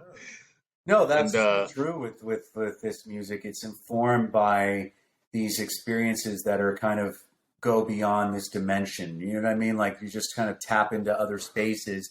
And I remember I couldn't believe you would like write, because lyrics would just pour out of you. And you're like, I have this whole concept. I remember you telling me about elements, and it was like, holy shit, like you had this whole thing broken down and you were just like smoking weed to no end. And it was just like clearly this vision for the work. And it was really. That was a cool time, man. That was a weird time because River Phoenix was still alive. And we were hanging with River Phoenix and Joaquin Phoenix in Gainesville, Micanopy to be exact. And at the Pro Media Studios. And we had like, that was just, if you ever had a moment like that, we've had a time limit. Like, you know, we had 40 days to write and record that record. So, and we were tripping balls and smoking pot and all like, just all we did was play. We rented a small house there in Gainesville. And man, I look back on that and, you know, it was in 93. And I just think, you know, it's hard to justify that at our age now, you know, to live like that. Cause, you know, for me, I have kids and you have, you know, all these other things going on, but wouldn't it be nice? I'd almost like to see that happen for a band like Metallica. I'd like to see Metallica rent a small house, a 4-bedroom house in a neighborhood, and only be given, I don't know, $500 a month a piece for about 6 months. Watch the record that they write. Right. You know, make them all live in the same house together. make them all have a budget. That's an interesting idea. Wow. You know, Paul, that immediately that music's going to change. Oh, the friction and all the tension, and that's what makes great music. I mean, you've been a witness to some of the Atheist rehearsals. We fucking fought. I know. I mean, we did too. Fight. Fuck you, man. No, fuck you. You know, and then we'd be like 2, 3, 4. I know. Fucking crazy shit would happen.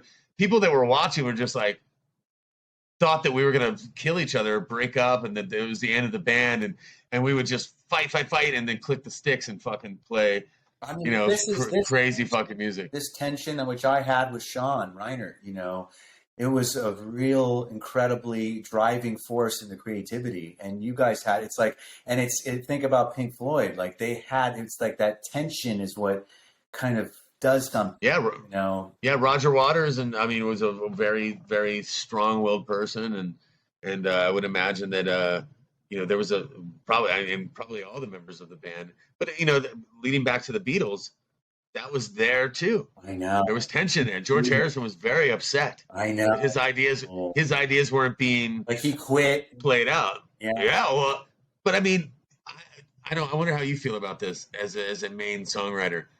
He's too slow. He was too slow to get things rolling. Like when you watch Paul McCartney sit down and fucking work out, Get Back. Yeah, like that footage of him sitting on that stool, working out that fucking song was just like. Oh no, between you're up against Paul and John. I mean, that's like. Yeah, two of the greatest songwriters ever. But I mean, they didn't know that at that point. They didn't. So it was interesting for us to watch them and watch. You know, John was more of a natural, organic. Like he would just create things that Paul would recognize and grab and pull in. And I've always felt like I've often said many times that I'm the least talented guy that I ever play with, but I have the ability to hear things and be like, oh no, play that again.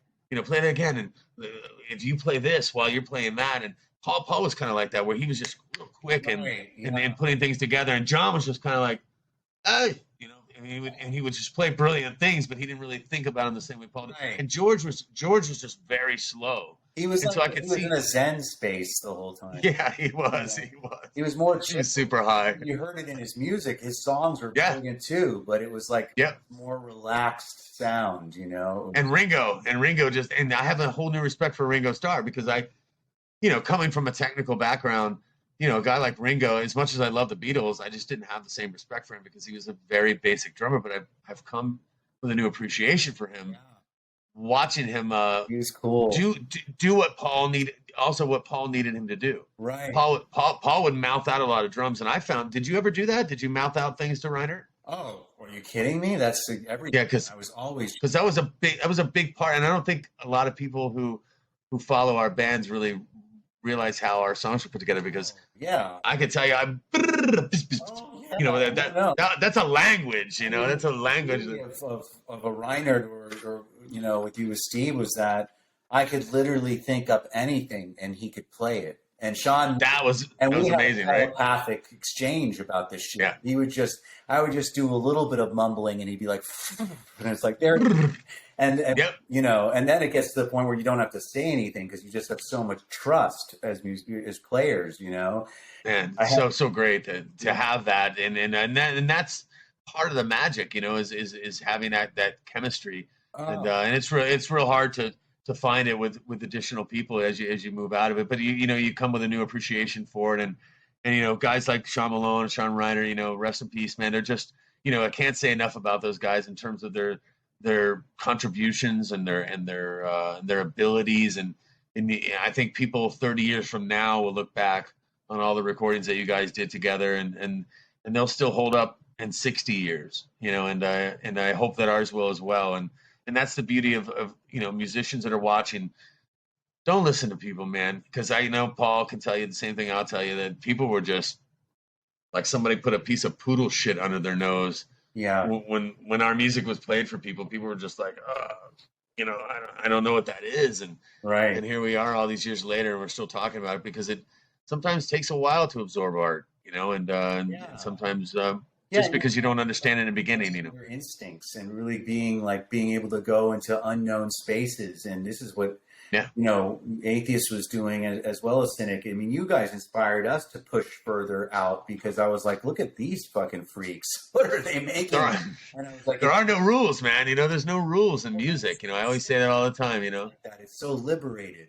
Do you know what I mean? Do you, knowing all the theory and stuff that with your skill level, are you a chart guy? I mean, do you read fluent? To me, next to Sean Malone and Sean Reiner, I was like you in a sense. Like I was the freakazoid with just weird ideas. I mean, and I kind of played that role always where they kind of trusted that I would just come from these unorthodox places and they could just kind of tidy it up and make it fucking sound sick, Yeah. So, but I have the awareness of knowing what I'm playing, but I was always lucky enough to where I didn't write from that place. I never wrote from a technical place. I wrote from, you know what I mean? It was really rooted. Yeah.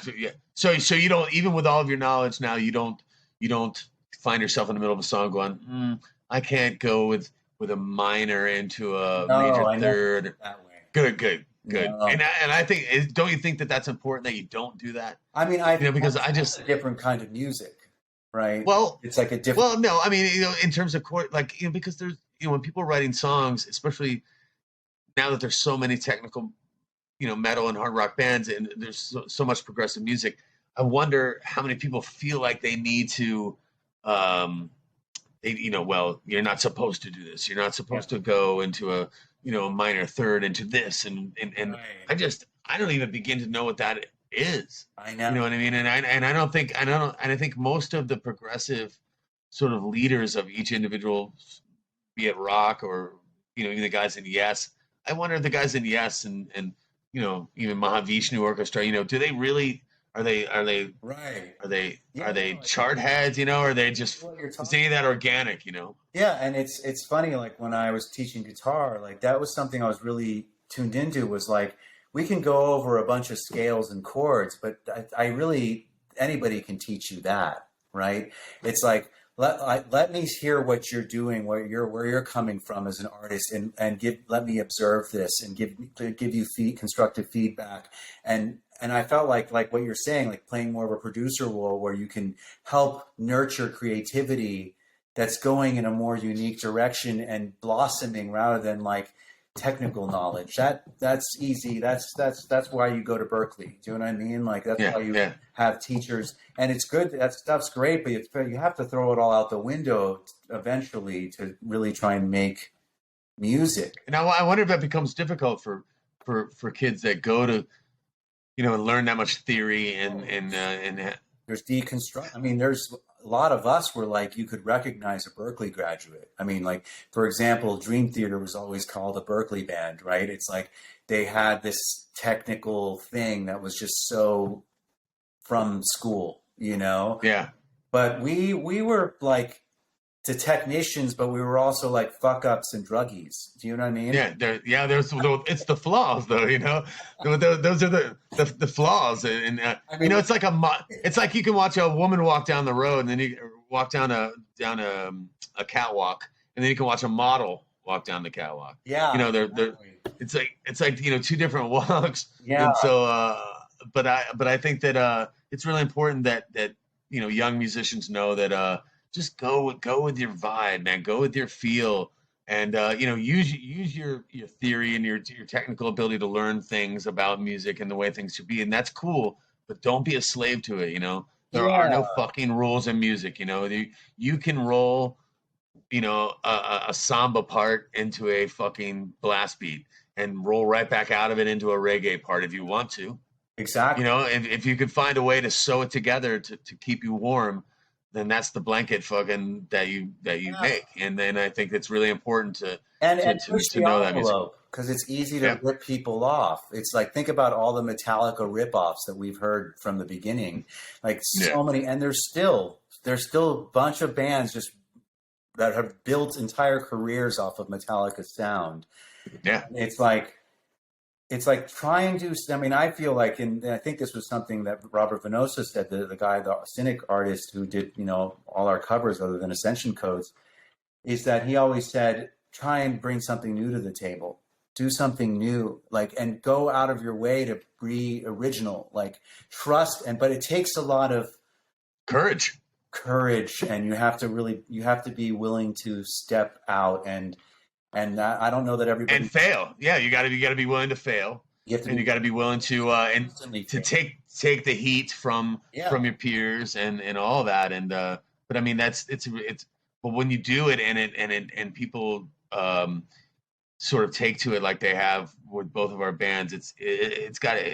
I'm sure you agree that it feels nice, you know. Even though it wasn't that way in the beginning, we took a lot of blows to the face, man. Yeah. But at 50 plus years old now and heading back out and touring and looking out and seeing 16 and 17-year-old people getting it in a way that our contemporaries didn't when we first started playing this music is so fucking amazing, you know. And the scene's come a long way, man. Yeah, it really has. And I'm so proud of metal and people I'm sure have asked you back in the late 80s and early 90s, like, where do you see this music going? And I would always say, like, people really need to learn how to play their instruments, and they need to learn how to, the musicianship is important.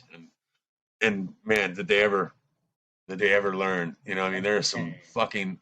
Who do you listen to in metal that's caught your ear? In terms of a guitar player, somebody that's like, holy shit. I mean, Tosin, obviously. Yeah. How do you feel about Tosin? Actually, this guy. Let me look it up right now because I'm not remembering the name, but I really love this guitar player. I think he's doing something extremely. He just has a beautiful melodic voice, and they're a new band. Is that a metal band? Yeah, it's a Fallujah. Fallujah. Yeah. And the guitarist's name is Scott Carstairs, and you listen to him. I will. He's beautiful playing. Well, right now he's shitting down his leg, going, "Holy fuck, Paul Masvidal just shouted me out on the podcast." No, but I love that though. I mean, I wanted to ask you that because, I have such respect for your ability, and I wonder, what makes you go, "Holy shit," because you can play, Holdsworth and all this fucking, all this amazing shit that I could never, technically pull off. So, what makes you go, wow? It's like a drag car racer going, I wish that, who do you think goes faster than you? Or it's like technique is a dime a dozen now, right? So shredders are everywhere. Yeah. And they're starting at like 8 years old now. It's like YouTube, they're fucking ripping. It's like default. So it doesn't mean anything to me anymore. Like it's, do you have something to say? And this is something, again, I would tell students like it's like, because they were bedroom musicians and they had chops for days, but I was like, go get your heart broken, go travel and fucking get lost somewhere and do things and go live your life, because this is going to make you a better musician and a better guitar player, and it's going to give you information to play, to sing the fucking, play the notes, like to really do what I mean. Like this is what separates. Oh yeah. And this is, again, it goes back to the prog thing. It's like you can do technical music, but if you don't have anything to say, you don't feel anything, right? It's just a bunch of notes. And then people listening obviously won't feel anything either. They're not going to feel the, because people aren't as impressed with technical ability as they are with great songs. Exactly. So you can only spoon feed them so much, So at some point you have to speak and you have to say something that's different. And because I mean, when it comes to actual ability, you look at guys, like Steve Vai, and I wanted to just quickly wrap up and give you sort of a word association thing. It's just because I'm fascinated with what you might think about it. But I just want to say three names, and I just want you to give me like the first word that comes to mind. Like Steve Vai, what do you think? First thing. Well, honestly, I just thought of his first record, Flexible, because I love that album. It was so crazy and weird and Frank Zappa-esque. He was Zappa's guitar player. And so that record was a big deal for me. So that's the first thing that just popped to mind. So Jaco Pastorius, he was actually a local guy. Yeah, when you were growing up. My guitar teacher played gigs with Jaco back in the day. My teacher, Dave Weisbro.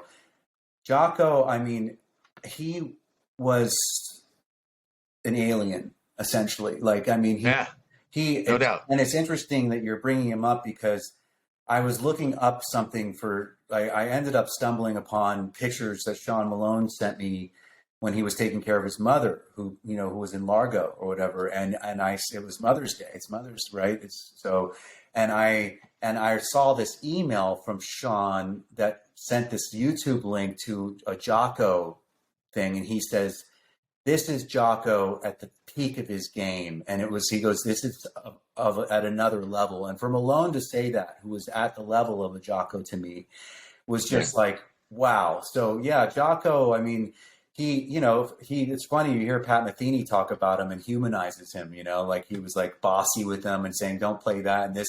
And Jocko, but he had that creativity that was so groundbreaking, But isn't that the stories, or the stories of Jocko were that he would walk into bars with cover bands were playing and be like, and talk shit. Yeah. Like he was a bit of an asshole. Yeah. He was like, yeah. And I mean, it inevitably got him killed in a sense because he ran his mouth to the wrong person and somebody slammed him on his head, I think. And oh, what a loss, man. What a just a tremendous player. But my last one, and then I'll let you get out of here.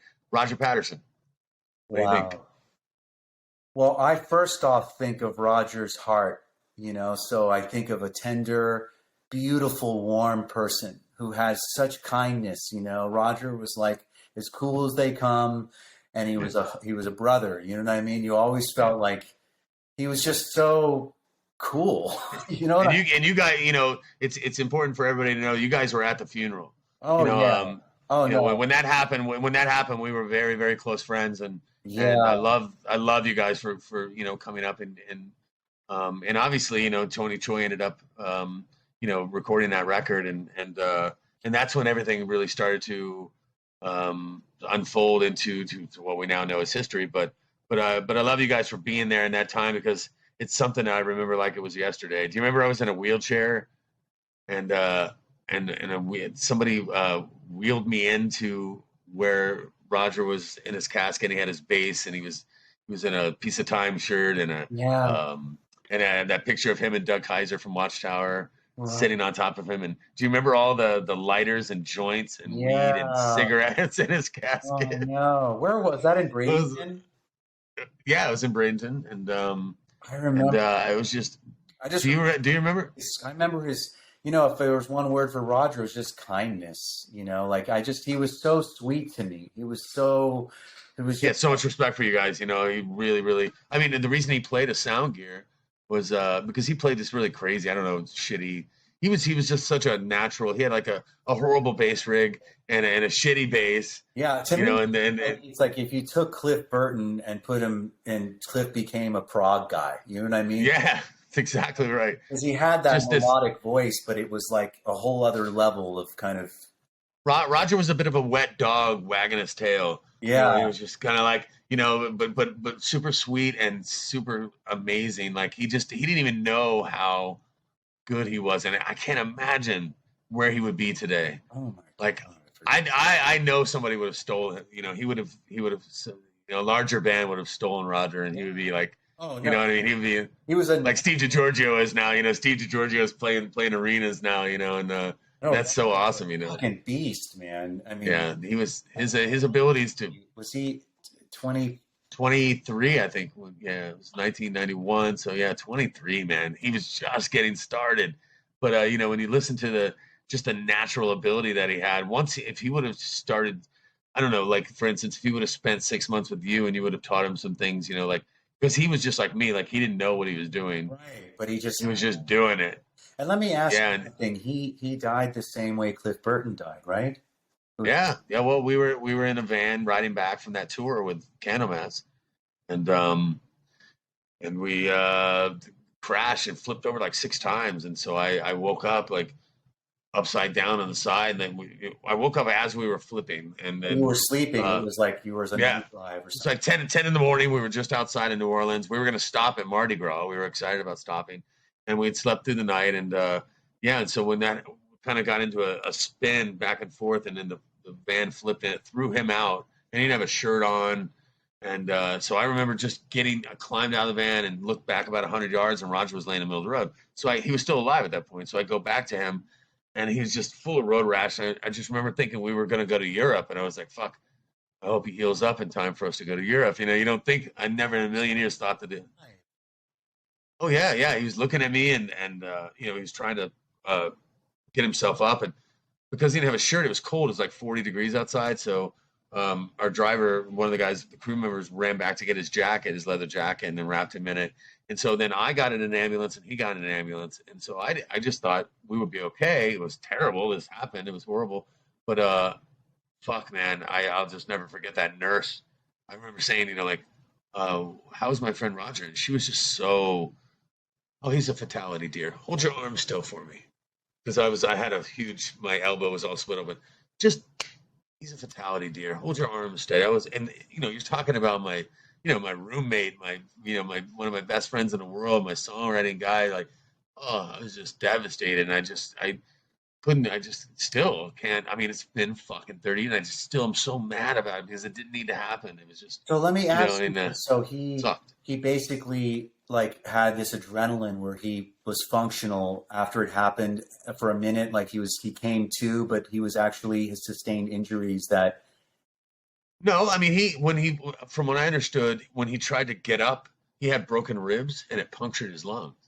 Oh. So we had a 28-minute ride from the accident scene to the hospital. And he just didn't make it, man. It was from when I went back to him and he was on the road trying to stand up. If your ribs are broken, it's obviously, you know, it's penetrating your lungs. And so that was inevitably what happened.